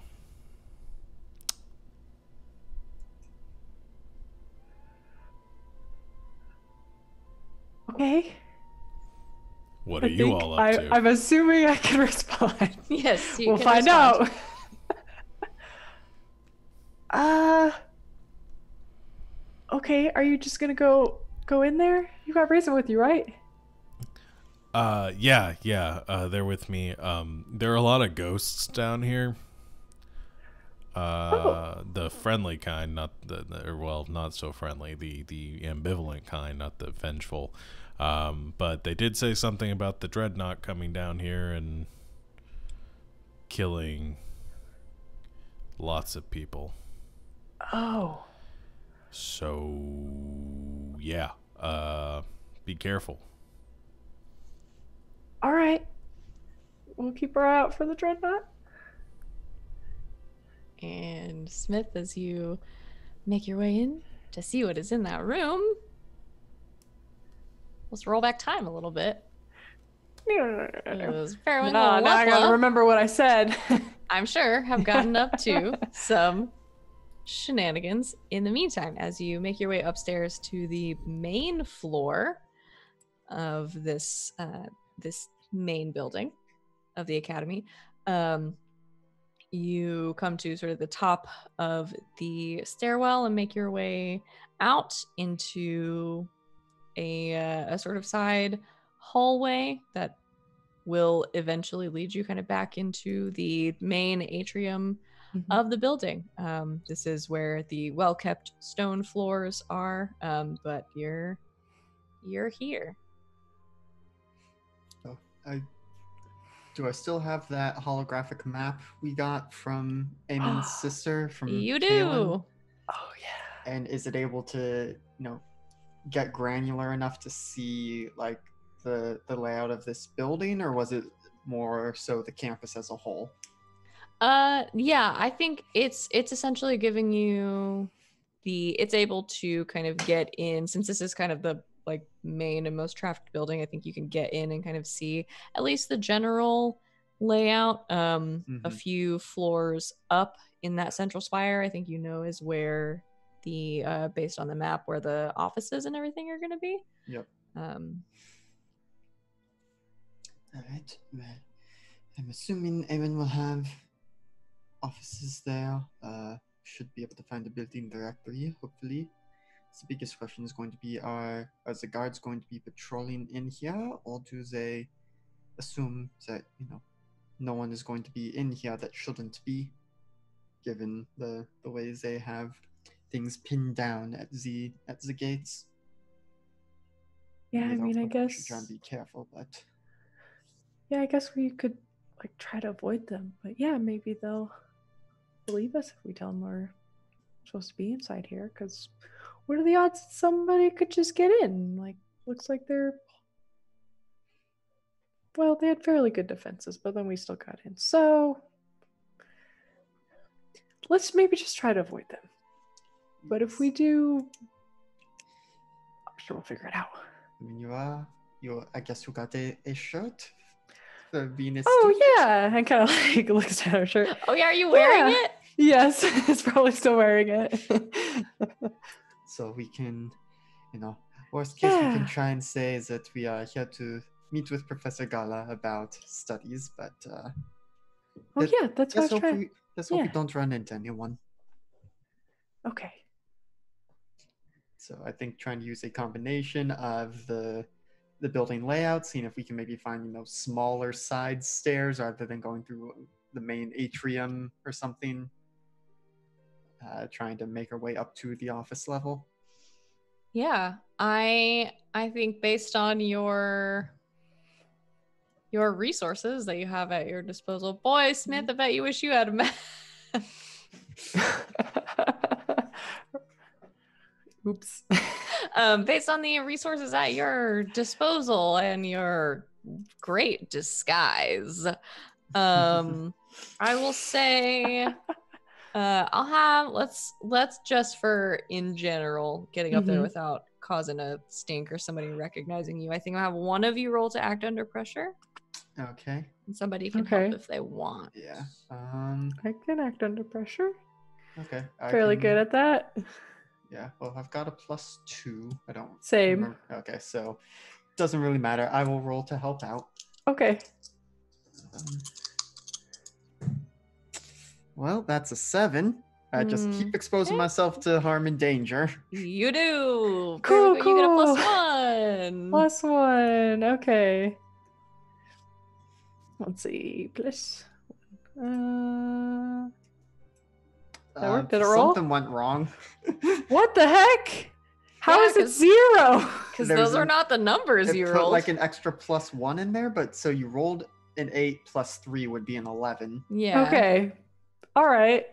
Not That's a weird. not a 0. It would be very difficult to roll a 0 in this game. I'm thinking about it now. I was like, no, you could do it. You could definitely do it. Okay, so 11 is what we use. Yeah. Great. So yeah. You do this. So yeah, you start to make your way through sort of Lefla on the map every now and then, kind of checking, I think probably when you are out of sight of the guards. And let's see. Yeah, I'm going to hold on to your trouble or danger for a second. So yeah, you great. sort of make your way up the couple of flights of stairs to get up to where the offices are. Mhm. And start to kind of make your way down the hallway. They're all labeled very nicely with the professor's name, so you can kind of quickly come to the office of Amangala, head enchanter. Okay, I'm just gonna knock on the door. Okay. You knock after a second. You hear some kind of like rustling around inside, and the door kind of cracks open. You see a dwarven man on the other side. Lefla, his face looks very familiar to you because you've met his sister. And they look very much alike. Him just with a slightly shorter haircut. Pretty We're much. going to say shorter beard, but we didn't establish if his sister or female dwarves in general have beards. Some of them definitely do. You all know me Yeah. at this point. No, neither of them I think have beards. So I think seeing him, I'm going to say, Amangala, we need to speak with you, both on behalf of Aegis and your sister. He slams the door. Slam. Wait, you met us? Oh, wait, he did brief me on this. Yep. Yes. I forgot. All right, this is going to be harder than I thought. I'm gonna try and open the door unless he quickly locked it. Okay, I don't think it's locked, but I think he's like pressed up against it, like trying to keep it shut. Amen. We don't mean you any harm. We just want to find out what is going on. Clearly, We just want to talk. clearly something is afoot here. Where we are as lost as things are in this shit. Clearly, we're trying to clean things out, get things sorted again. Tell us what's happening, and we can help.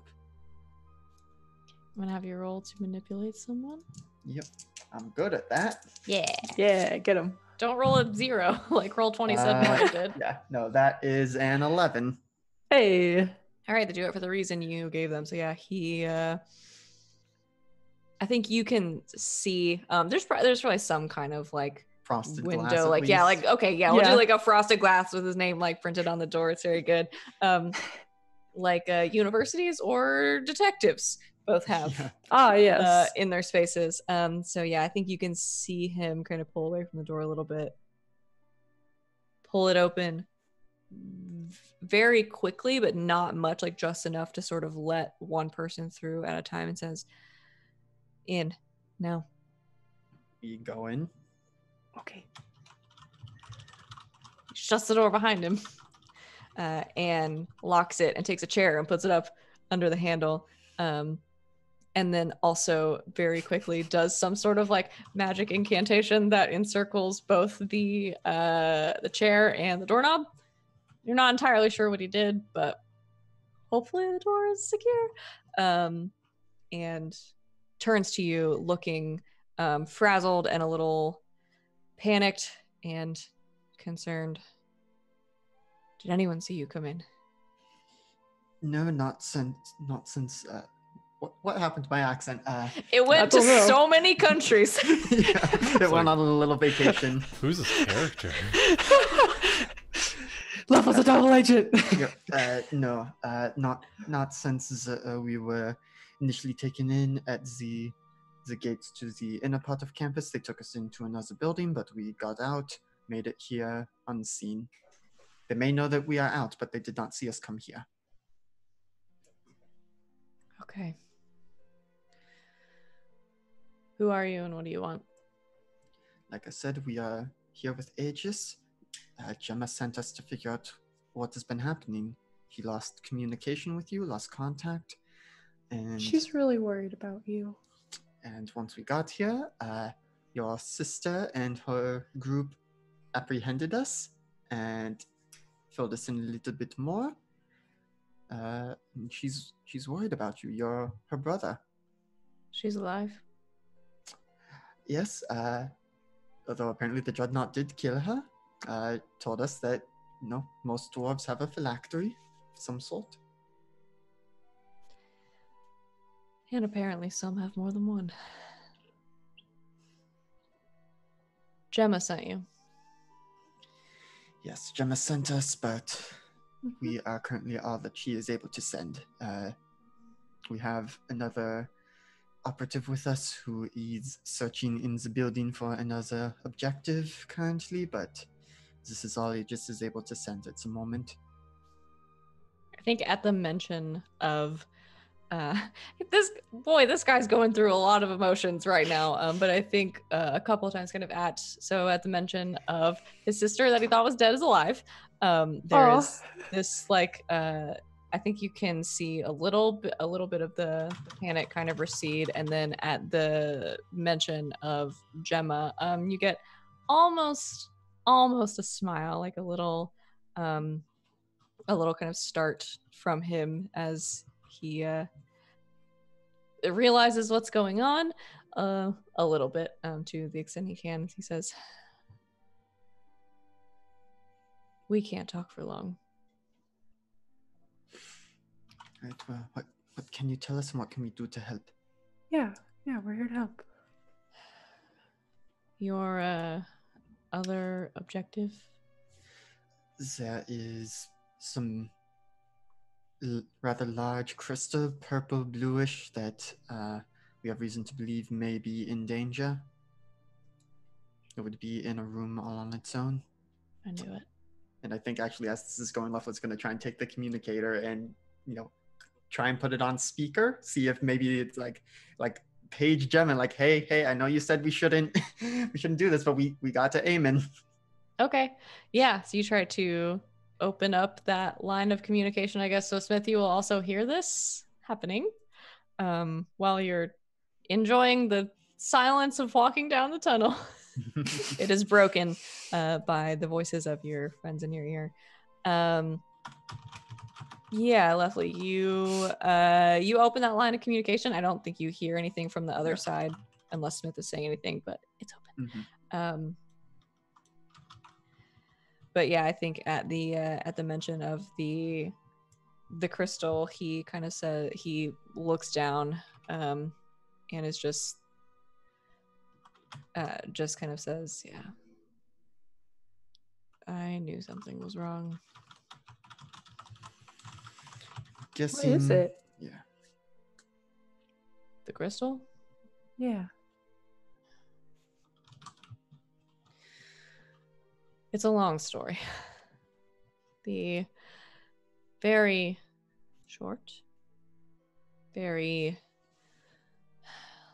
as simple and as non-academic as I can make it is the center of what we have here.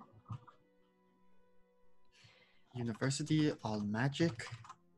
Well, that's the complicated part. We don't know how far it reaches, but this place, our world, is innately magical. It's full of the stuff. And we, a long time ago, started using the crystals to focus it down, to be able to use it. This is the most magical place in the universe. We're all connected to it. All dwarves sort of draw their power from our planet. And a long time ago, we figured out how to focus it, how to control it, how to use it. It's how we power everything. It's how we keep the lights on. It's how we keep ourselves going. It runs everything here. It's a renewable energy. The crystal that we have here, it's not just this one, but there is one at the center of Noctod Glane. Noctod Glane is named for it. But they're peppered all around. There's a few other on the planet. It is literally, in our language, it's called the Bead of Revelation. It's everything. And so I think if something were to happen to it, things would not end well for basically everyone. I mean, it would completely shut down all of our infrastructure, for a start. So is the Dreadnought abusing its power, ignoring warnings about something that might be happening to it? You seem to expect that the crystal, the Noctod Glane, would be in danger. Something has a hold of it. And as such, something has a hold of a lot of us. So you're saying that dwarves who use magic and are connected to the crystal fall under the influence of this thing, this entity? Anyone can, but I wouldn't call it an influence. what's happening is, I don't know. She's different. Emotionless.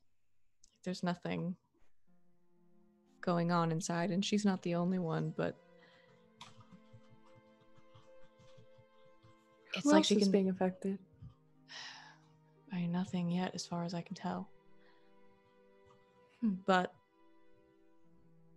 we are, well, hostages in our own offices, essentially, but under threat of being taken to it.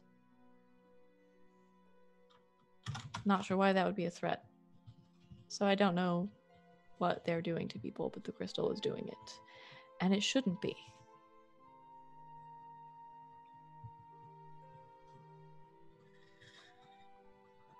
Well, I'm by no means magical expert, but I would guess that if you get taken to the crystal, you might end up like the Dreadnought. That's what concerns me, because it should be the opposite.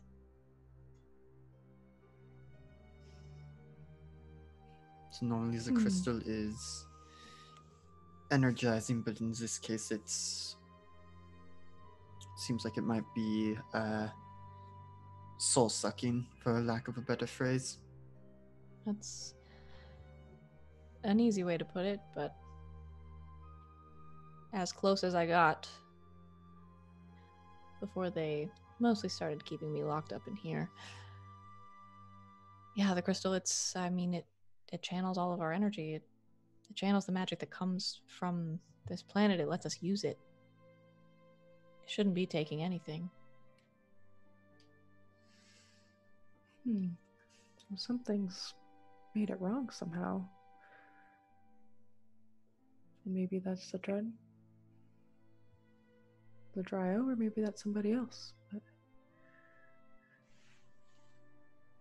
do you think others can see it? Like if Leffler or I or someone else were to come in contact with it, do you think it would affect us? I don't know. I don't know if it's just the crystal itself. I don't know if they're doing something. But I'd be very careful if that's your friend's destination.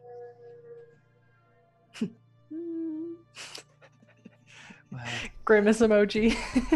yep. But, so, what is it that we can actually do, besides, like I said, I'm by no means a magical expert. Can we just knock some sense into the Dreadnought, which I understand would be a monumental task in and of itself? That I do not recommend.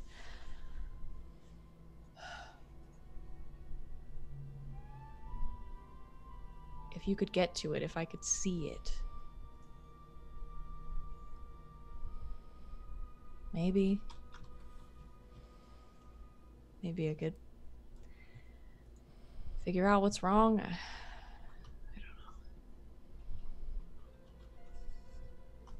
know. We could try and do that. We could also try and get you out of here and back to your sister. Oh, that wouldn't be the worst thing that's happened to me this week. Is there anyone on staff who you would trust to be able to assist with this?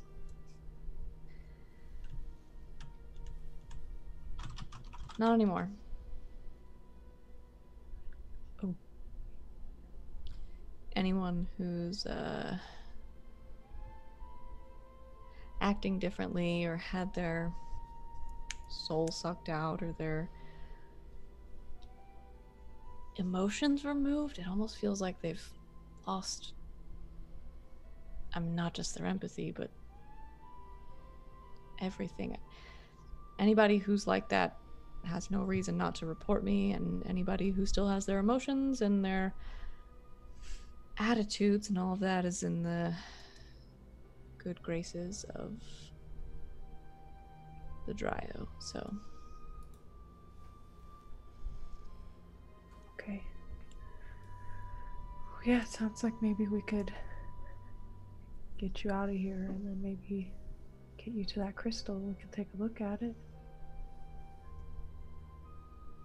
Do you know where it is?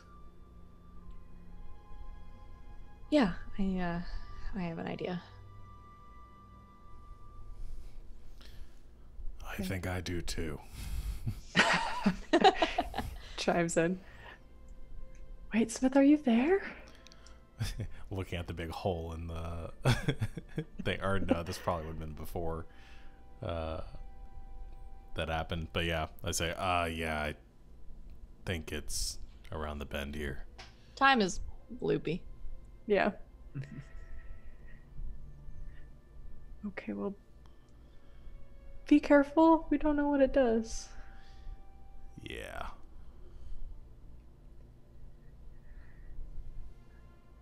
Okay. Lefla, do you see on that map? Maybe there's a way we could sneak this guy out of here somehow? Yes, I mean, we could, backtrack a bit. There are probably, I'm sure we can find another exit out of here, but the question is, do we join back up with Smith and get Amon to the crystal, or, I mean, would you rather try and get to the crystal or get to your sister? Both seem incredibly dangerous and terrifying. And I imagine once we get out to your sister, getting back in would be much harder. So we may want to go to the crystal first, and then vamos from there. If you really want to drag me along with you, it's You could also possible that I could scry on you or something from outside, but trying to get that far and could you scry on us from your office here? I can try, but I'm being watched.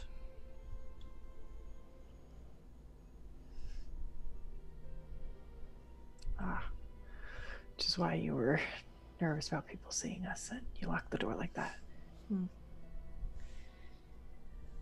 The only reason they haven't taken me to the crystal is that they need me to keep up appearances. Well, those appearances have not been kept up, hence why we are here. Right. So, no matter where you take me, there's the possibility I'll die. But that possibility stands strong if I stay here, so... So, you're probably better off with us. We're pretty good at, but Aegis sent us. We will get you out of here. Yeah. We'll protect you. I'm gonna have you roll to manipulate one more time. Okay. He trusts you, but... That's an 8. Okay. They'll do it, but only if you show them, only if you do something for them right now to show them you mean it. How do you make him feel like you can protect him?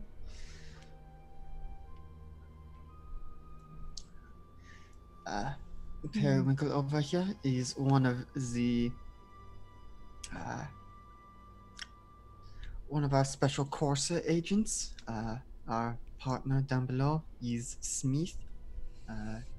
He's been working at Aegis longer than anyone else I know. We are the best of the best. I'm here to patch them up when things don't go all according to plan, but we haven't made it out. Or, no, what am I trying to say? We haven't ever made it out. We've never made it out. Yeah. We died back in the witch town.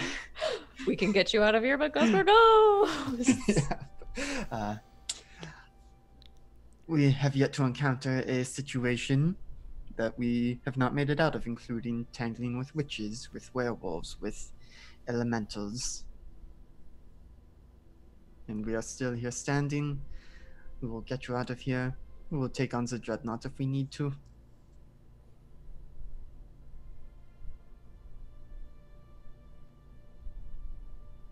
Well, I don't really know you, but if there's anybody's judgment in all this I trust, it's Gemma's. She sent you. and we can keep trying to get through to her, but I think there may be some concerns that our communications back to Locust may be getting picked up, so it is a little bit of radio silence. Well, it's closer than I've been to her in a long time, so. All right. But if I die down there, I hope you have a phylactery waiting. at least one. Yeah, that's kind of cool how that works. You could just... Does it hurt? Which part? Well, I mean, I guess the dying part might hurt depending on... Like, the coming back part. Wouldn't know. Oh. Good point. But Well, hopefully you won't find out. we'll see. I won't even be able to haunt you. I'll just have to come back to life and actually hunt you down in my corporeal body, so. But you should ask my sister when we see her. Dreadnought chopped her head clean off. Yeah, let's mention that. Kind of like rubs neck. And everyone's very uncomfortable. All right. You're the experts. What's the plan? Sneak you down to the crystal, see what you can learn, and then we get back out, report back to your sister with what we have learned. Regroup there. Okay. Let's try this in the easiest and least conspicuous way. That's the plan. Thankfully, we have been able to avoid the guards thus far.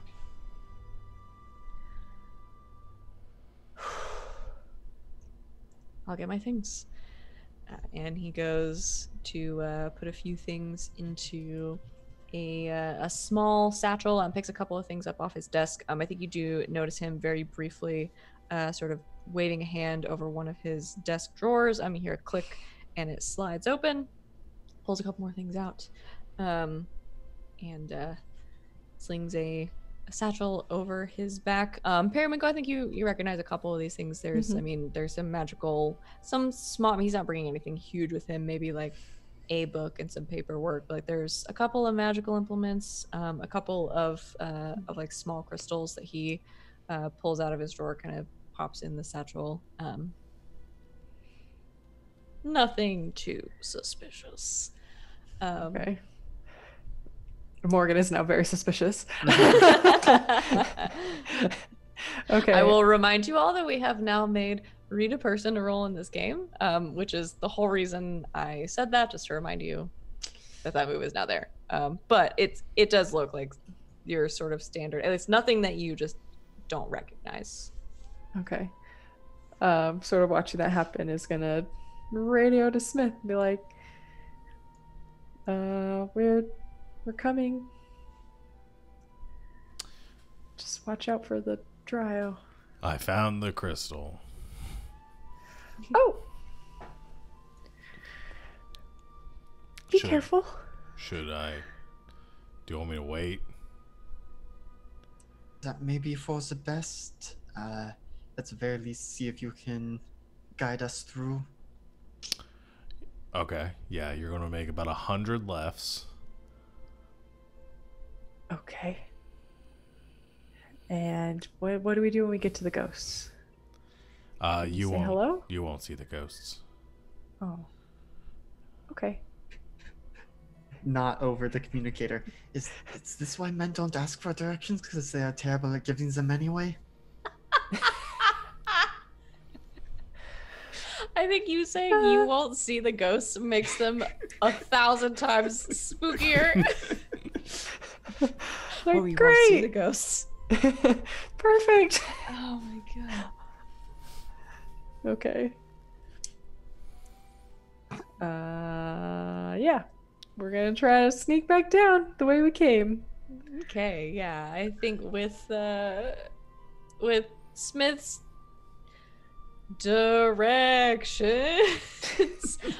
You have a decent sense, I think, of where you came from and how you got there. Trying to navigate, like, in your mind, cutting out the backtracking is a little difficult. But between that, Smith, and I think Eamon is very familiar with the layout of the building. So if he, I think, gets Smith's information, can kind of parse it out and know what you're talking about. When you, so as you kind of make your way out and around, you're sort of making your way down the stairwells, through the tunnels, sort of following the directions and leading. Eamon, Smith, are you doing anything? Because as soon as you over the communicator said, "Should I wait?" Raven is looking at you like, I do this. I do this move. Should I wait? And they give it like.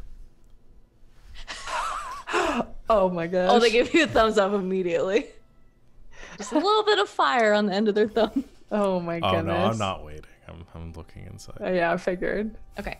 So we'll get to that in a second. No, we'll get to that now, and then we'll come back to our friends that are sneaking through the tunnels. So you crouch down and move through this hole in the door, Agent Smith, that Raven has left for you. They follow close behind. And you enter into this room that has this dark, sort of violet glow to it. In the center, this music isn't scary enough for this. Hang on. In the center of the room, again, this is a fairly simple room. It looks familiar to you because you've seen it before. It is round and made of stone and very, very simple. But in the center, sort of hovering a little bit above the ground, is this large crystal. Again, glowing, kind of pulsing, this violet color. And around it, not doing too much moving or anything like that, but you can see almost as if there's like something there that's sleeping. These black, like, tendrils kind of wrapped around the crystal, holding onto it. I'm gonna put on this book.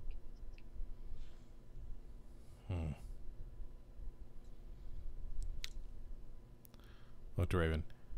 Do you see that? I think Raven is I don't like any of this. Raven is looking at you, sort of like eyes wide, kind of just staring up at the crystal. And as you stand there, you see every once in a while kind of the end of one of the tendrils kind of flick out a little bit, as the light from it is kind of, the light from the crystal is kind of pulsing underneath them. And Smith, I think you start to hear this sound coming off of it. It is, hope you can hear it.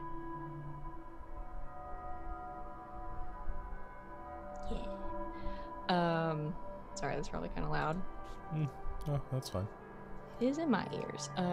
So you hear the sound coming off of it, and it is almost like music.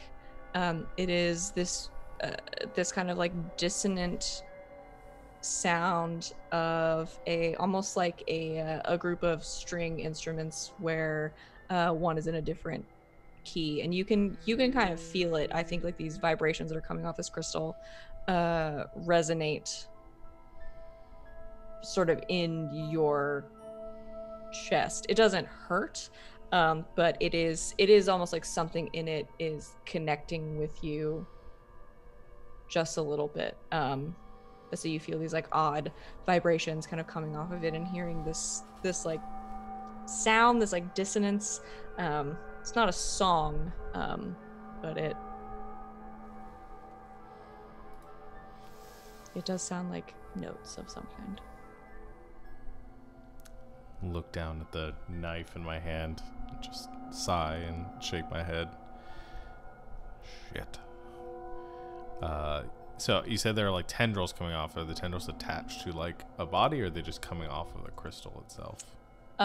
From the angle that you are at, you can see essentially from this angle, it just looks like they're kind of wrapped around it. Okay.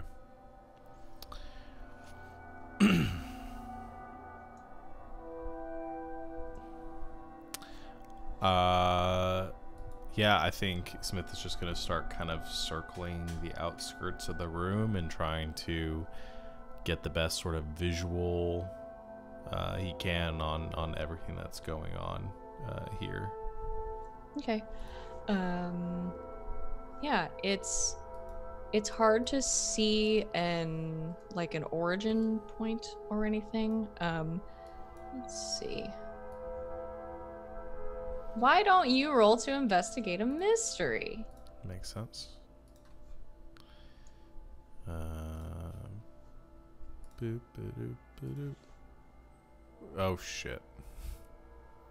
Bad? Yep. What? How bad? That's It doesn't matter if it's bad. It's a 6 bad. That's bad. Mark your XPs.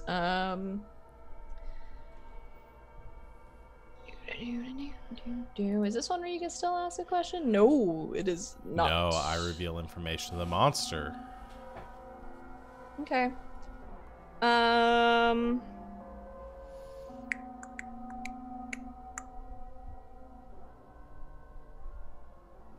Great. The keeper might ask you some questions, which you have to answer, which should be the rule for the whole game, but here we are.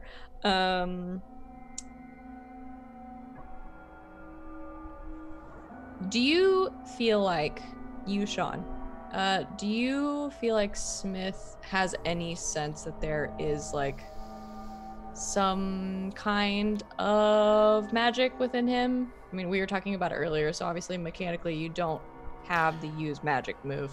Do you think he has any kind of sense of like, oh, maybe some of this stuff I'm doing is magic? Yeah. Or yeah, I think he does. I mean, he's in denial about it, but I think he does. okay. How much does he remember from the incident? It's like from his childhood, from How much does he remember from that time that his mom took him to Disney World? How much does he remember from the incident in which you were in the middle of the mystery with the elementals, when you changed playbooks? Because there was that moment in the crossing over through the portal in which he had a sort of vision type thing, out of body experience. I'm sensing Sean does not remember a whole yeah, I think Smith probably remembers it much better than Sean remembers it. because you rolled really, really well Yeah. to not like die when it happened. Yeah, no, I think Smith remembers it. I think it's Sean that has forgotten a lot of it. Okay. And keeps meaning to go back and rewatch that. Does he think about it a lot? I have written down what happened, so I'll just send it to you. Like I That's said, the only thing I planned for that session. I think it's a matter of being in denial. I think it is something he's thought about a lot because he's very worried about it. Okay. And the consequences of that. So you would say that causes him some pretty strong emotions? Yes. What would you what kind of feelings would you characterize those as? If you had to pick a word. It's a combination. I don't think I could do it and just sum it up in one word, but I think Maybe more than one. it's In general, like emotion, in words we understand that describe emotions. Uncertainty, a little bit of fear, but not like for himself, but for like his kids. Mm-hmm. And anger. In that order? I mean, no specific order. Okay, I'm just curious. General, You said I a think- little. You said a little bit of fear, so just... Yeah, it's a fear for somebody else, for the people close to him. and then Okay. Anger, and they come and go in waves. Okay. Thank you for answering my question. So yeah, you make your way around the crystal.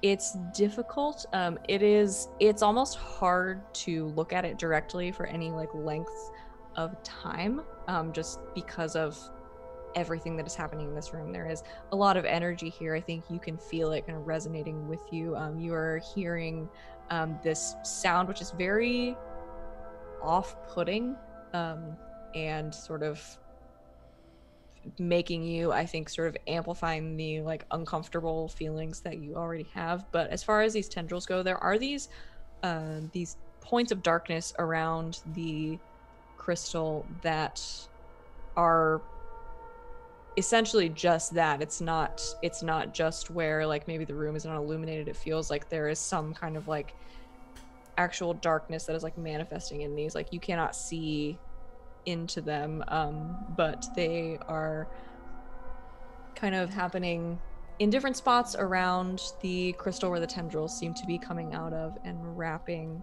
around. That's a lot of words for me to say. You don't really know what's going on here, Okay. but it's very uncomfortable. Smith just continues to invest just until everybody gets there. Okay. Our other friends, Lefla and Periwinkle, and now Eamon, sort of make your way through the tunnels in the general direction of where Smith has told you and Eamon thinks you need to go. As you sort of approach this final hallway, Lefla, I think you noticed this because previously it was something you were on the lookout for. The three of you enter this chamber with the door on the other side. There's a few chairs around, a table on one side with a couple of things on top of it, and an expertly cut dwarf-ish sized hole in the door, and this sort of indigo kind of bluish purple glow spilling out into the room. But as you see that light, Lefla, you notice another light, as in two corners of the room you see flickering back to life because you exposed yourself to danger so long ago, the orbs that you had turned off that were previously watching you. And not knowing how much time you have, I assume the three of you make your way through the broken door and into the room, where you see Smith and Raven sort of staring up at this dark crystal. I will be sure to let the others know security is back online. They probably know we're in here. I can't imagine we're lucky enough that they weren't looking at those angles. Okay, so we probably don't have a lot of time. I don't know if I could if I could read a bad situation. This crystal Sure. feels like a bad situation. Sure, yeah, and I think Periwinkle, as you make your way into the room as well, because you have, I think, the strongest connection to magic out of the three of you. I think you feel, and I think you all sort of hear this and kind of feel the energy change in the room, and you hear these kind of like dissonant waves. But Periwinkle, to you, I think more than anyone, you feel this like knot in your gut, like almost like this pit in your stomach, as this like odd sort of song kind of washes over you as you make your way into the room, and it is intensely unsettling. And I think you all get this feeling to some extent. And I think looking over at Eamon, I think you can see the look on his face change very, very drastically as you walk in. He probably feels it too. Are you still you, or have your emotions been drained away? You feel alright, Agent Smith? You kind of went in, even though you said you were gonna wait. I like looks at him pointedly. Am I? Yeah, fine. Uh, You think? I feel fine Okay. as far Well, as I maybe can it's tell. I mean, do I seem as cheerful as I always do? yeah, just about. Okay, so maybe it's not proximity that does it, but it doesn't feel right. Yeah. I take it those tendrils are not supposed to be there, Amen. Eamon is sort of looking like wide-eyed at the crystal, like, no, no, this is all wrong. And he starts to go and like pull some things from his bag. Morgan, you wanted to roll. Yes, I want to sort of read this situation, what's Okay, happening. I don't know if I'll get much from it though, because it's sharp. It is plus sharp. All right. Boop. Hey. Oh, that was pretty good. To 10. All right, yeah. So you hold 3. You could spend them 1 for 1 to ask questions from the list or something related to the list that we can pretend like is on the list. Oh, okay. So maybe are there any dangers we haven't noticed?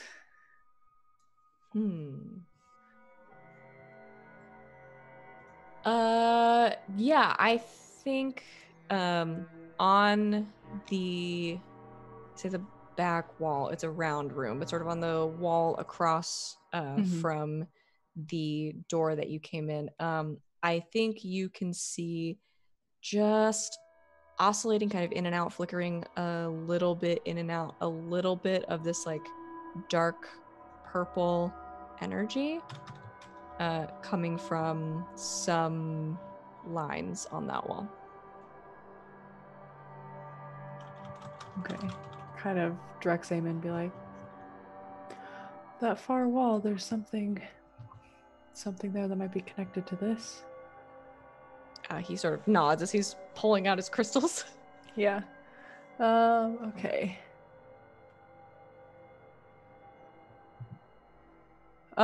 Because this might become relevant very soon, what's my best way out? What's your best way out? There's one way out, and it's the door that you came in. Okay. Luckily for you, there's a big hole in it. Well, not a big hole in it, but a hole Just a hole in that it. you all could reasonably get through in it.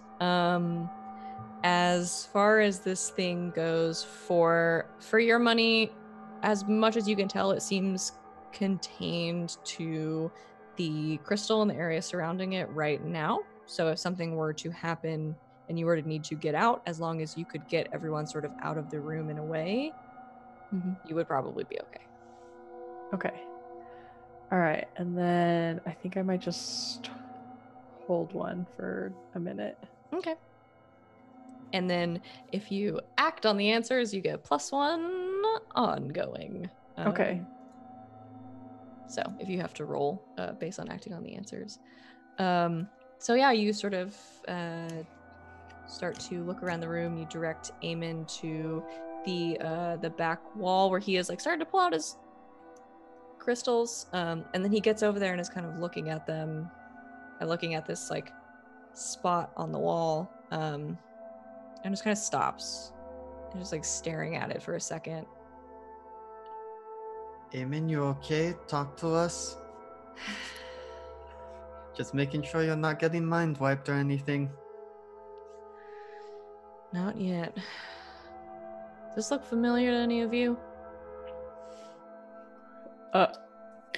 Maybe? Takes a look at it. So the 3 of you kind of look at these lines on the wall, and they don't look directly familiar, as in you've never seen these specific symbols before.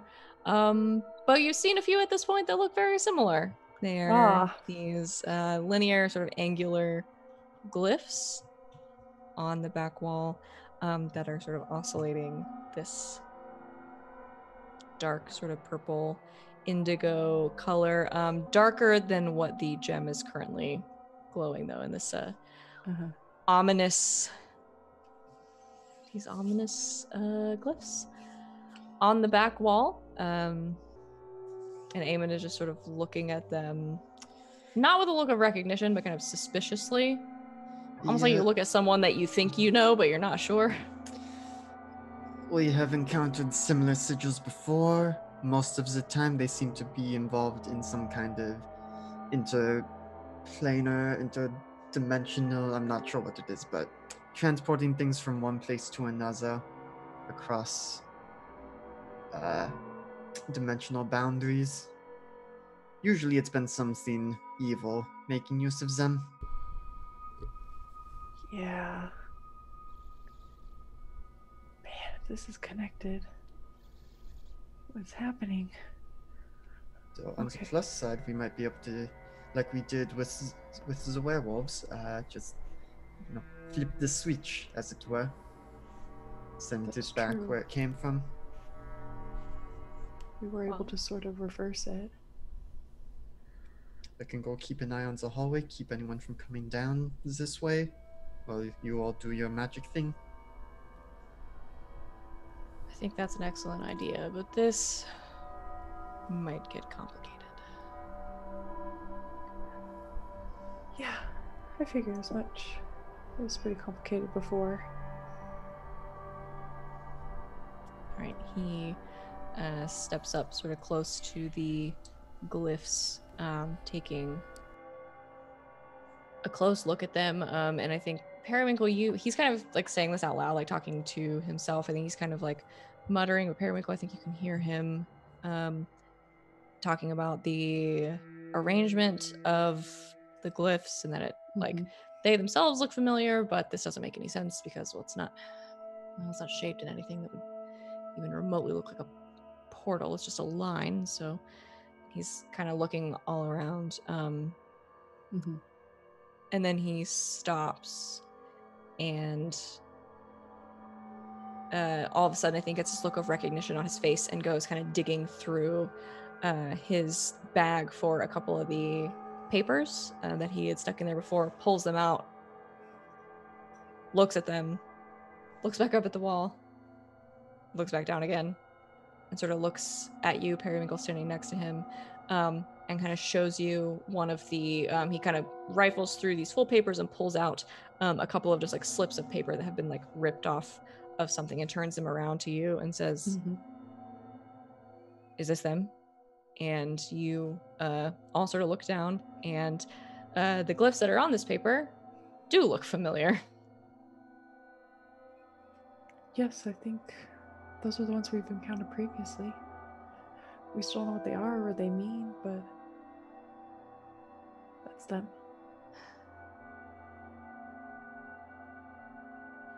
I think I know.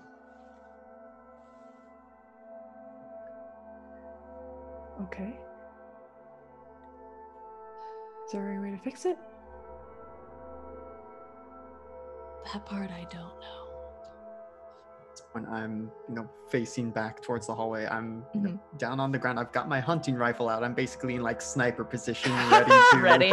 Yeah. Ready. I love it.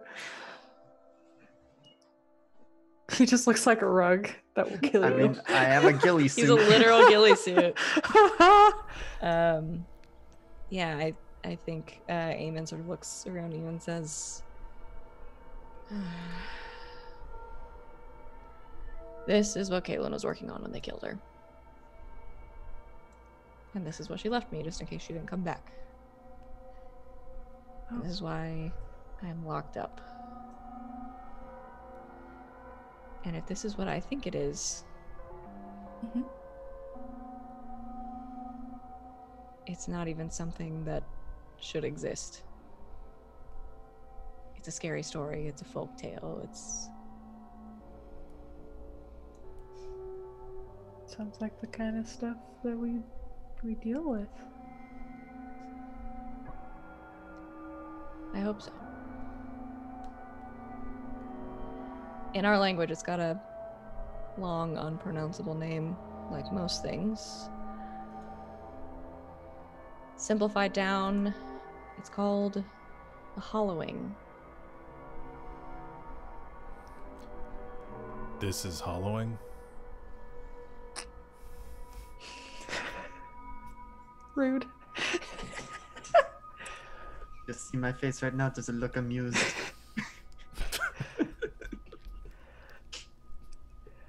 Hollowing. Very funny. Hollowing. If we don't stop it, it's probably going to eat up my entire planet and move on to the next, so... Yeah, that doesn't sound great. Oh.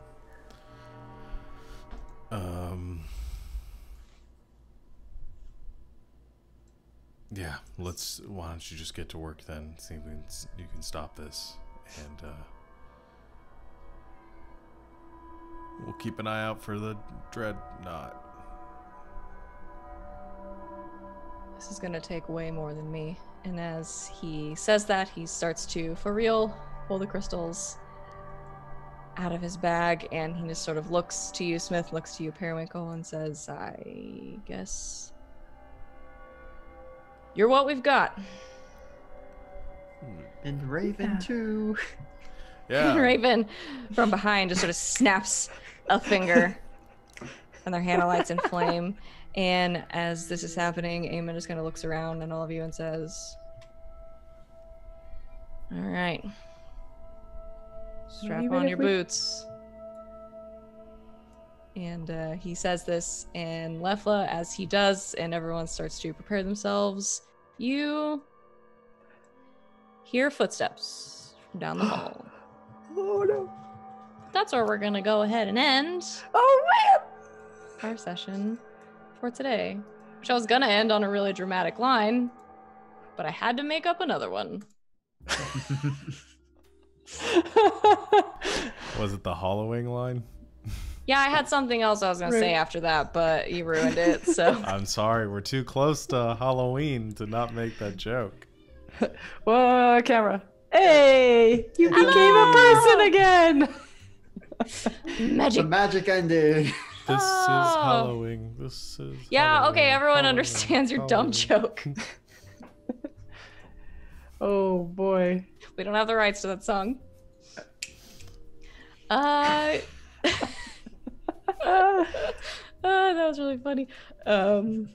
Thanks everybody for watching our spooky monster of the week show here. This mystery is probably going to come to a close relatively soon, depending on what you fools do in our next session, Oh boy. which unfortunately Oh no. will not be for a little while. Almost a month. Yeah, so Shoot. some of us are going to be out of town on the 7th. So our next session is going to be well after Halloween, on November 21st. So we'll be missing a week in between because some of us will be traveling, which is why we were going to leave on a really cool cliffhanger. I'm just joking. Dun, dun, dun. I'm kidding. This ended exactly where I thought it was going to. Totally, definitely planned it. Didn't make all of this up as it was happening. Totally. And you can't roll to read a person on me because I'm the keeper. Oh man. But yeah, no, I'm just kidding. It was a funny joke. But yeah, so we'll be I got a 12. back. Well, then I'm telling the truth. It was a funny joke. But yeah, we'll be back in a few weeks on the 21st. We'll miss you while we're gone. But in the meantime, we have a lot of other fun stuff happening on the channel. We've got D&D. We've got more D&D. We've got more Monster of the Week happening later on this week. We've got video games. We've got podcasts, all kinds of stuff. Coming up for the rest of this week is sort of going to be like a marathon stream for us. We're streaming like 4 days in a row and then all kinds of stuff. So tomorrow at 6 p.m. Eastern time, we're going a little bit later tomorrow, we have another episode of Saturday Nights where we play D&D and Sean runs that game and it's great. And then on Sunday I'll be back in this exact seat but in a different costume because we're also gonna be dressing up on Sunday for Halloween, for a spooky Halloween episode of Slaying 101, which is another Monster of the Week game that I run, but much different from this one, except that one is happening at a college. Not connected. But it's a at very all. different college, I promise. That one has more of a like Buffy vibe to it, I think, than anything. Yeah, that's happening on Sunday. And then Monday, I think, Yes. is happening. Yeah. I didn't know The if we day had is said- happening. There is, in fact, There will be a day. going to be a Monday this week. I can feel it. On Monday, we are going to. Can I say what we're doing? Mm-hmm. Okay. We are going to be having a fun little Motley Mondays-esque thing for everyone. We are going to be playing a brand new game, never seen before on the internet, because Sean wrote it, and we're going to be playtesting it. Do you want to tell the people what it's about? Yeah. It's mech fighting robots, sort of Gundam style. Yeah. Open Gundam style. Yes. Yeah. Well, I gotta rewrite this whole thing now. Yeah. Yeah. So it's gonna That's be the add-on. The expansion. space and fighting robots and all sorts of fun stuff. But yeah, it's built on the same system as Monster of the Week, so another Powered by the Apocalypse system. And yeah, should be a lot of fun. Yeah. It's called Carbon Banner. Mhm. And it's gonna rock. So we're gonna be messing around with that on Monday night. So come hang out. And then more fun stuff to come after that. So I hope you like me and Sean's faces, especially, but Alex too, because you're about to see a whole lot of us in the next few days on the channel. But yeah, and we got a lot of other stuff too. Listen to our podcasts, check out our YouTube, join our Discord, come talk to us, and yeah, that's all I got. Any last words? No. Nope. Great. Well, in that case, thanks for playing with me, everybody. I guess we should do our end of session stuff. Always forget about that. Oh, we've yeah. done it about half and half on Yeah, stream and off we'll just do stream. it real quick and then we'll go away. A little Real treat quick. for the people since it's Friday night and I don't have to go to bed for about 10 more minutes. At the end of each session, the keeper will ask the following questions. Did we conclude the current mystery? Nope. No. Oh, did we save someone from certain death or worse?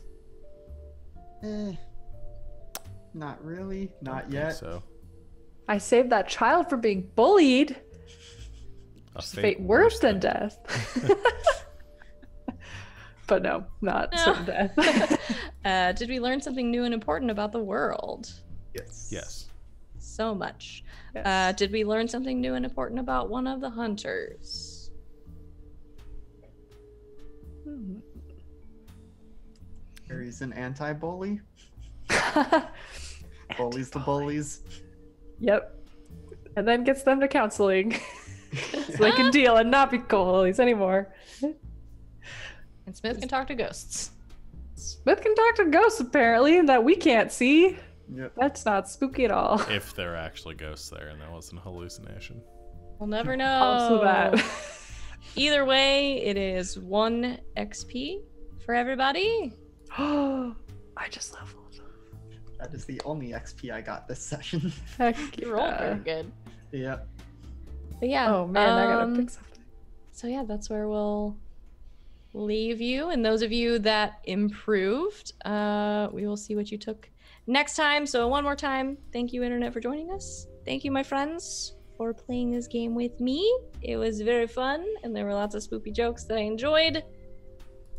And also lots of failed rolls that I enjoyed. So great job. We will see you all in a few weeks on the 21st, and we will be back in full force to see what is going on with the crystal and the dwarves and all these shenanigans.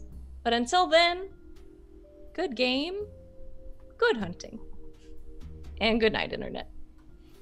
Good night, Bye, internet. internet. Good night, internet. Todoroki signing off. He's got a knife.